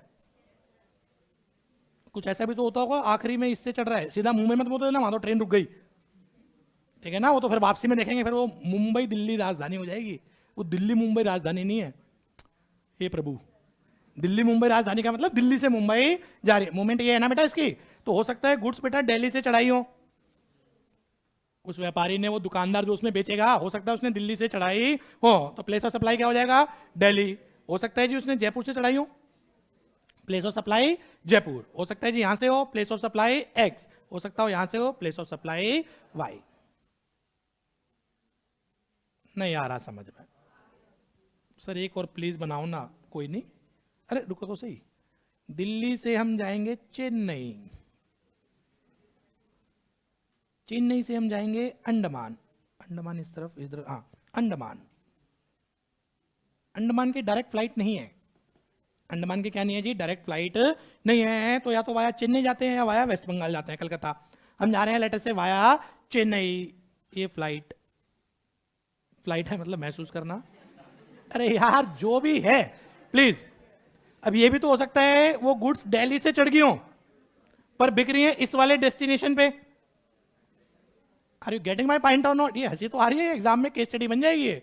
फ्लाइट चार्ट है दिल्ली चेन्नई अंडमान, फ्लाइट चार्ट है दिल्ली चेन्नई अंडमान। होगा क्या बेटा, दिल्ली से पहले चेन्नई जाएगी, कुछ पैसेंजर चेन्नई में उतर जाएंगे, कुछ पैसेंजर चेन्नई से चढ़ेंगे और वो फ्लाइट फिर कहां चल पड़ेगी बेटा, अंडमान की तरफ। अगर बेटा गुड्स दिल्ली से चढ़ाई हैं तो पैसेंजर चाहे यहां पर क्यों ना ऑर्डर दे, इन सबका प्लेस ऑफ सप्लाई क्या होगा बच्चे, Delhi. Place where goods are taken on board. अब वाइंड अप हुआ बेटा 10(1)A, 10(1)B, 10(1)C, 10(1)D, 10(1)E। तेजी से बस हेडिंग बोलो, आंसर बोलो, बढ़ते चलो। 10(1)A supply involve movement of goods, place of supply place where movement of goods terminate. 10(1)B bill to ship to model, लो की वो सिचुएशन, बिलिंग किसी और के नाम, शिपमेंट किसी और के नाम। Place of supply location of third person, मन में that is original buyer. 10(1)C supply does not involve movement of goods, place of supply location of goods at the time of delivery. 10(1)D goods assembled or installed at site, place of supply beta place where goods are assembled or installed. 10(1)E goods taken on board a conveyance, जो vessel vehicle aircraft में goods बिक रही हैं उसका place of supply क्या हो, place where goods are taken on board। ठीक है, आए अब 10(1)CA। ये क्यों लेके आए, ये थोड़ा डेस्टिनेशन बेस्ड टैक्स में दिक्कत आ रही थी।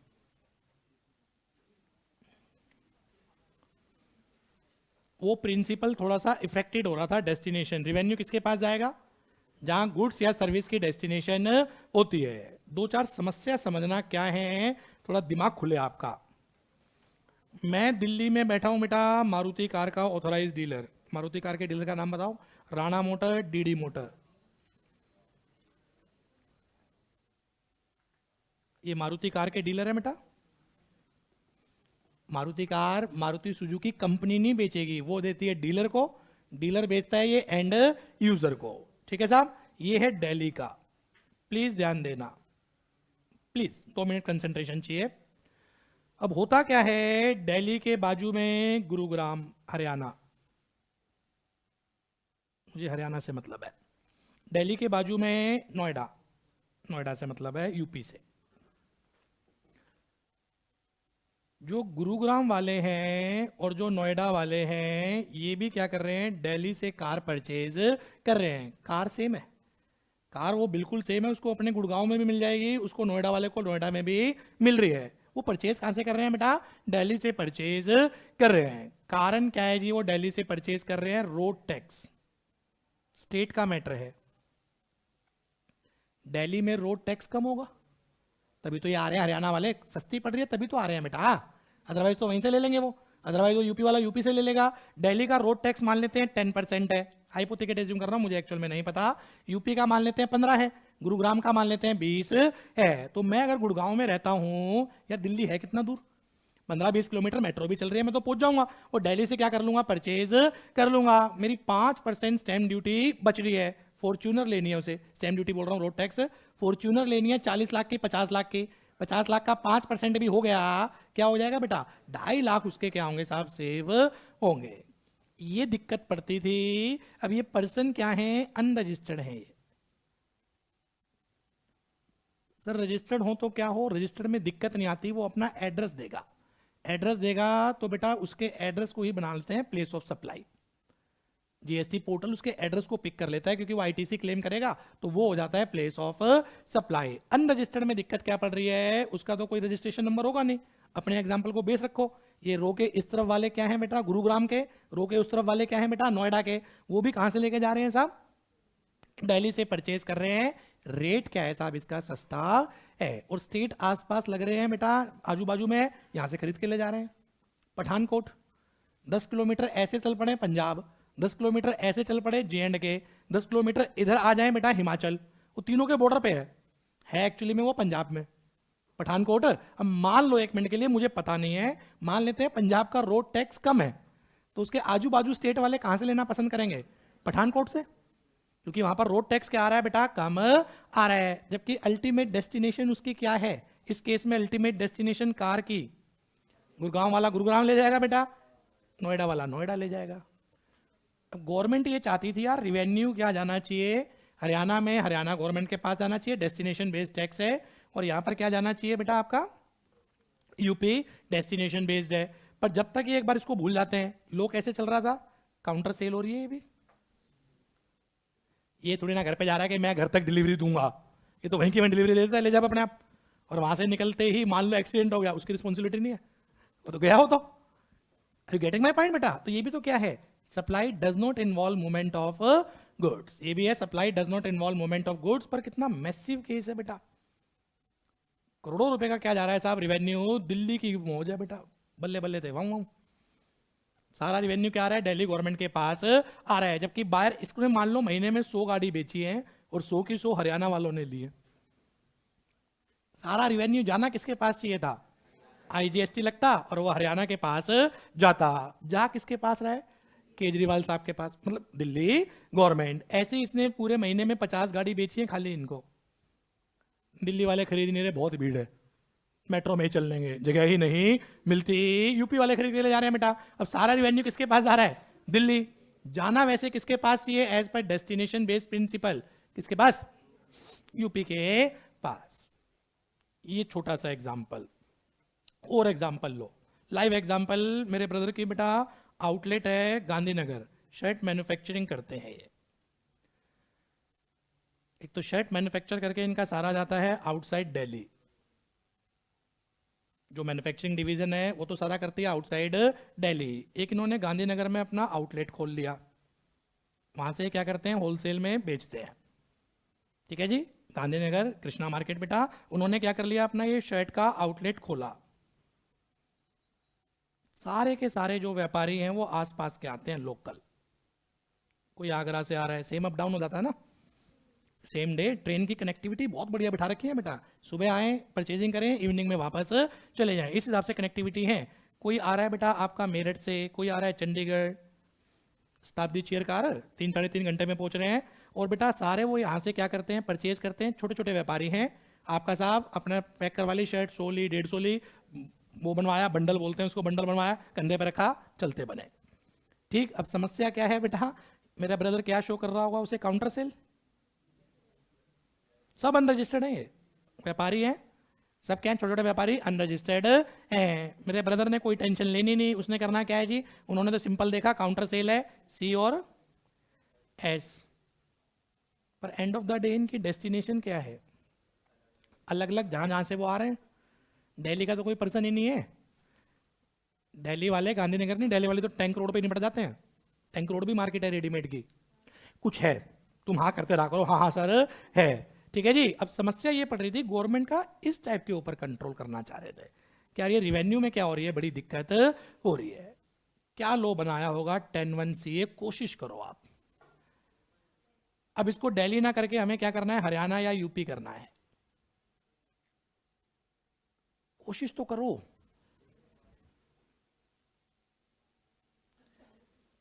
आपका बेटा supply does not involve movement of goods, CA की हेडिंग समझ में आ गई, supply does not involve movement of goods, ये वाली सिचुएशन है।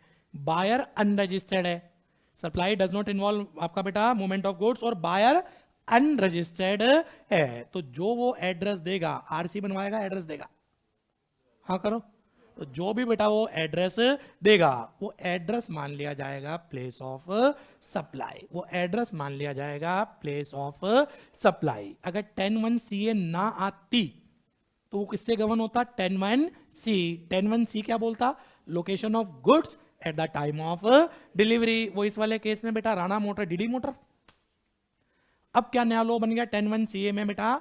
एक तो बायर अनरजिस्टर्ड है, ये रजिस्टर्ड पे नहीं लगता बेटा। अगर बायर अनरजिस्टर्ड है और वो अपना address they they, supply does not involve movement of goods, और बायर क्या है बेटा? अनरजिस्टर्ड है, वो अपना एड्रेस दे दे, तो वो एड्रेस क्या मान लिया जाएगा बच्चे? Place of supply. हरियाणा वाला ऑब्वियस सी बात है बेटा अपना एड्रेस देगा, नोएडा वाला ऑब्वियस सी बात है अपना एड्रेस देगा, तो वो एड्रेस मान लिया जाएगा प्लेस ऑफ सप्लाई। और लास्ट में एक एक्सप्लेनेशन डाल दी, अगर कंप्लीट एड्रेस नहीं दिया, केवल अपना स्टेट ही बता दिया, कंप्लीट एड्रेस नहीं दिया, केवल अपना स्टेट ही बता दिया, तो भी ये मान लिया जाएगा कंप्लीट एड्रेस है। सर क्या मतलब? मेरा भाई इनसे कह रहा है भाई अपना कंप्लीट एड्रेस बताइए। आगरा वाले को लग रहा है कहीं मेरे घर पे ना आ जाए दुखी करने, उसने बोल दिया बस हम आगरा से हैं, तो मेरा भाई अगर आगरा भी लिख देगा ना बिल पे, तो मान लिया जाएगा कंप्लीट एड्रेस है, वही place of supply.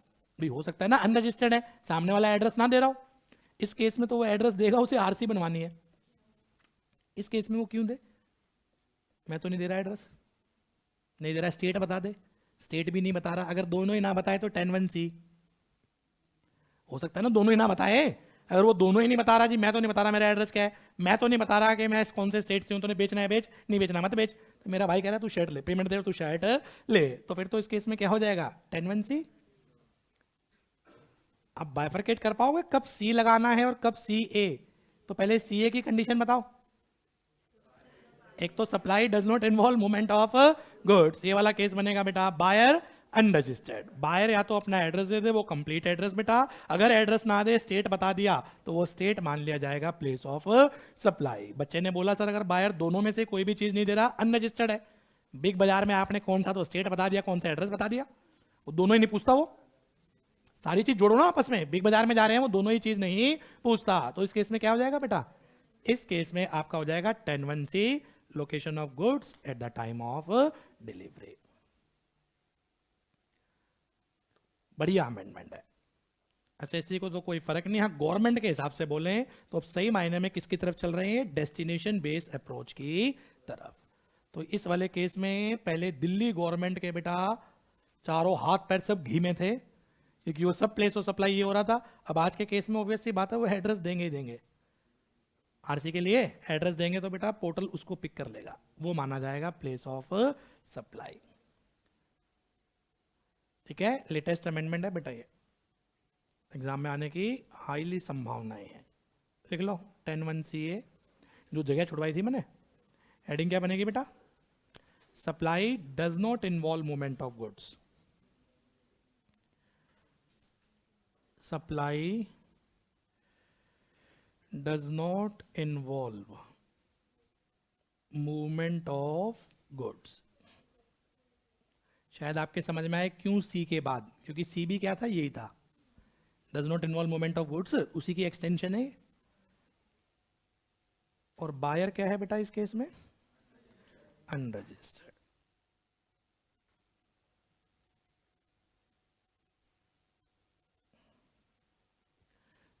Place of supply क्या होगा?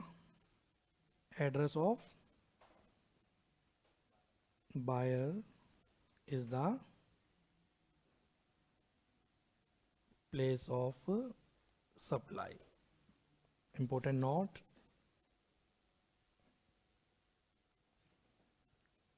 if complete address is not available but only state name is available, then such state shall be the place of supply.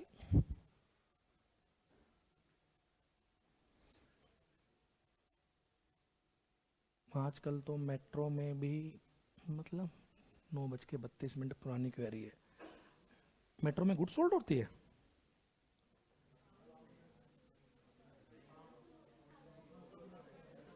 Vendors allowed है metro के अंदर ना, like convince के अंदर है ये। मेरे ख्याल मेट्रो में तो अलाउड नहीं है, उसमें अलाउड है हॉकर्स? अंदर अंदर कन्वेंस की बात हो रही है ना यार, good sold out on conveyance, metro के अंदर नहीं है बेटा, मेट्रो स्टेशन में होगा ना लायक। चलो ठीक है भाई, ये हो गया आपका 10(1)(ca), इसकी हाईली पॉसिबिलिटी है।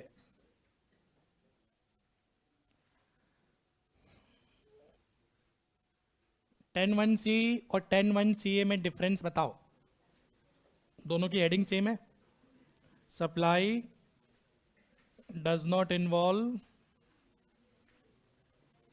Movement of goods,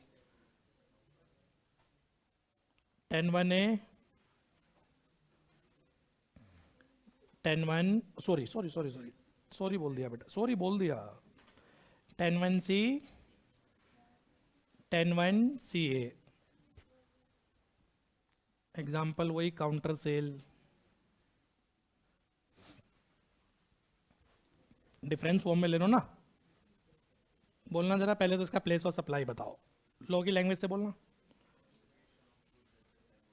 location of goods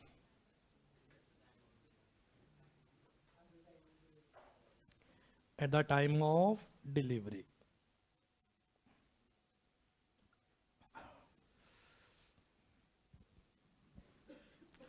इसका प्लेस ऑफ सप्लाई बोलो भाई, address of buyer, even state name is sufficient, state name of buyer is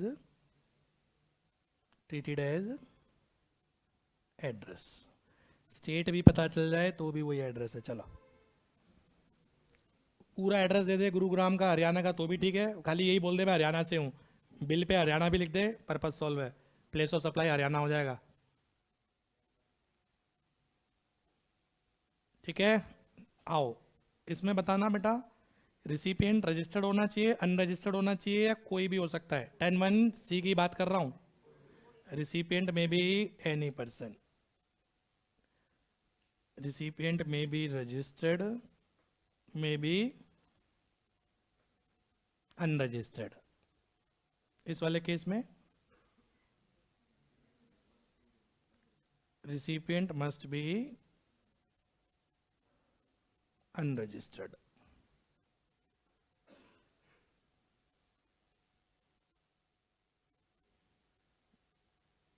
sir counter seller registered है, वो बेटा जो एड्रेस देता है ना वो रजिस्टर्ड अपना जीएसटी नंबर देगा, पोर्टल उसको पिक कर लेता है क्योंकि वो आईटीसी क्लेम करेगा। आप समझ रहे हो, काउंटर सेल में अगर बायर ने अपना जीएसटी नंबर दे दिया, रिसिपिएंट ने अपना जीएसटी नंबर दे दिया, कुछ नहीं देखते फिर तो हम सीधा वो जो बायर का जीएसटी नंबर होता है उसको पिक कर लेता है, वो हो जाता है प्लेस ऑफ सप्लाई। ठीक है भाई, ये बेसिक डिफरेंस है। चलेगा कैसे है प्रैक्टिकली, रजिस्टर्ड के केस में तो दिक्कत नहीं, ऑलवेज क्या लेना 10(1)(c), अनरजिस्टर्ड के केस में सी भी हो सकता है और सी ए भी। अगर वो एड्रेस दे दे या अपना स्टेट बता दे तो सी ए, दोनों में से कुछ नहीं है तो सी। मैं दोबारा बोलूंगा, अगर रजिस्टर्ड है तो केवल 10(1)(c), सी ए कभी लगेगा ही नहीं। अगर अनरजिस्टर्ड है तो सी भी हो सकता है और सी ए भी हो सकता है। कब होगा बेटा सी ए, अगर बायर अपना कंप्लीट एड्रेस दे दे या स्टेट का नाम बता दे, दोनों में से कोई भी एक चीज कर दे तो सी ए। अगर बायर ना तो एड्रेस दे रहा है ना स्टेट का नाम बता रहा है तो उस केस में क्या हो जाएगा बेटा, फिर आपका सी लगेगा। अब कंप्लीटली वाइंड अप हो गया बेटा आपका गुड्स के रिगार्डिंग। 10 वाइंड अप हुई है आपका, 10 क्या है, प्लेस ऑफ सप्लाई गुड्स, और वो भी डोमेस्टिक। 11 आपके सिलेबस में नहीं है, इंपोर्ट और एक्सपोर्ट। ठीक है, घर जाके इसकी समरी बना लोगे।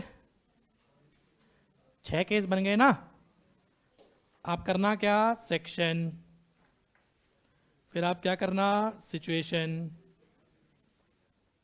और फिर आप क्या करना, प्लेस ऑफ सप्लाई। बर्तन पांडे संभालो। 10(1)(a क्या है ये? सप्लाई, बता तो दूं कैसे बनाना है, इसमें लिखना क्या है। 10(1)(a supply involve, supply involve movement of goods. Place of supply बोलो बेटा। Place where movement of goods terminate, ऐसे कह रहा हूं मैं। फिर इसके बाद आप क्या लिखोगे? 10(1)(b। इस एक पेज में सब कुछ आ जाएगा ना, पेज फाड़ के ले जाना एग्जाम में। 10(1)(b bill to ship to model, location of third person, original buyer.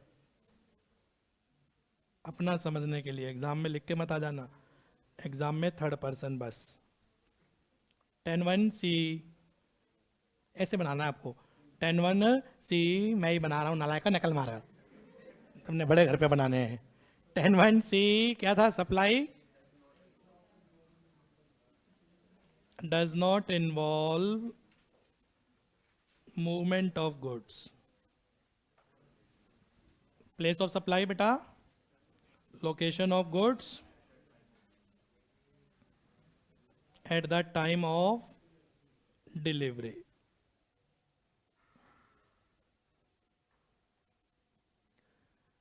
Ten one CA supply does not involve movement of goods and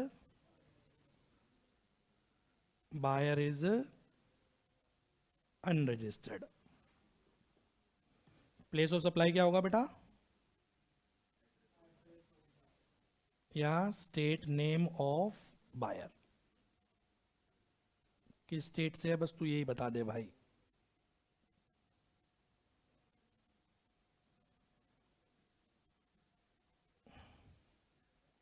ten one D goods assembled or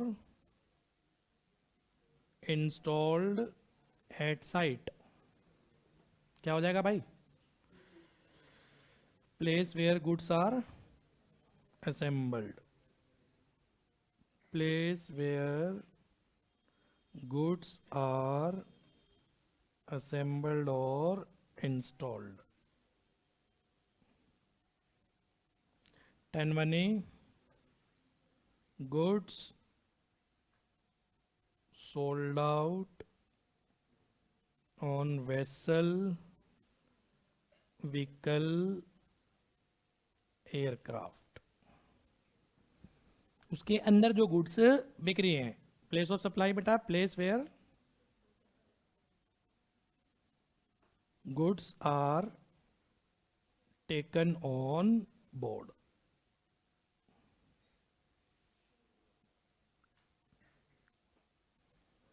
place where goods are taken on board, ये है section 10 in totality.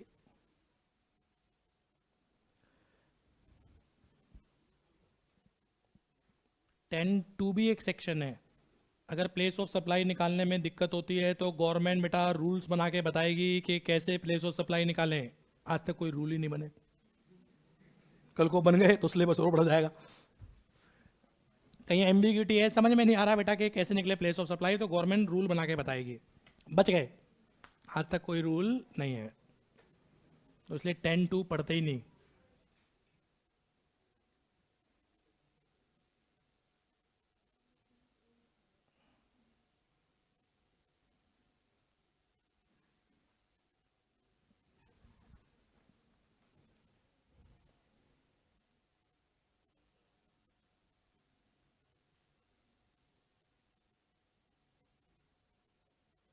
Before exam, paper वाले दिन selected जगह लिखना है ना, ये important है बेटा। कोई में बैठ रहा हो आपका जानकार, उसे तो बोल देना कंफर्म है। तुम्हारे में मैं कंफर्म नहीं बोल रहा, पर मैं का पेपर देख लूं। में आ गया फिर तो आ ही गया, फिर तुम्हारे में नहीं आएगा। में नहीं आया फिर मैं तुम्हारे में लिखवा दूंगा कंफर्म। सर अभी तो आप कह रहे हो में कंफर्म है। चल सर सेक्शन 11 भी पढ़ा के खत्म करो, ऑल दो सिलेबस में तो नहीं है, ठीक है। क्या कह रहे हैं? चुप रहना लायक 59 हो गए, टाइम देख रही है दुष्ट। इंपोर्ट के केस में लोकेशन ऑफ इंपोर्टर खत्म, एक्सपोर्ट के केस में location outside India. Location of exporter मत बोल देना, वो इंडिया का ही होता है, सुनाई नहीं, बेइज्जती हो गई। Goods imported into India, place of supply, location of importer, आगे ब्रैकेट में not in syllabus. Goods export outside India, place of supply, location outside India. Location of exporter मत बोल देना, कहीं धुन में बह जाओ। इंपोर्ट के केस में लोकेशन ऑफ इंपोर्टर, एक्सपोर्ट के केस में लोकेशन ऑफ एक्सपोर्टर, वो दोनों ही इंडिया में बैठे हैं। सर हम हंस तो रहे हैं पर हमें समझ में नहीं आ रहा हम क्यों हंस रहे हैं। अरे भाई इंपोर्ट कर रहा हूं तो इंपोर्ट के केस में समझ में आता है मैं इंडिया में हूं, तो बाहर से आ रहा है मेरी लोकेशन, ये प्लेस ऑफ सप्लाई। एक्सपोर्ट के केस में मैं यूएसए में माल बेच रहा हूं, मेरी ही लोकेशन अगर ले ली, मैं तो इंडिया में बैठा हूं, तो उस केस में क्या हो जाएगा? Outside India. उस केस में क्या है? Location outside India. और दोनों केस में बड़ा बड़ा नॉट इन सिलेबस। बता दिया यार, ठीक है ना, लिखवा नहीं रहा क्योंकि सिलेबस में नहीं है। सेक्शन 10 निपट गई, सेक्शन 11 निपट गई। That is all for today. 1 minute पहले छोड़ दिया।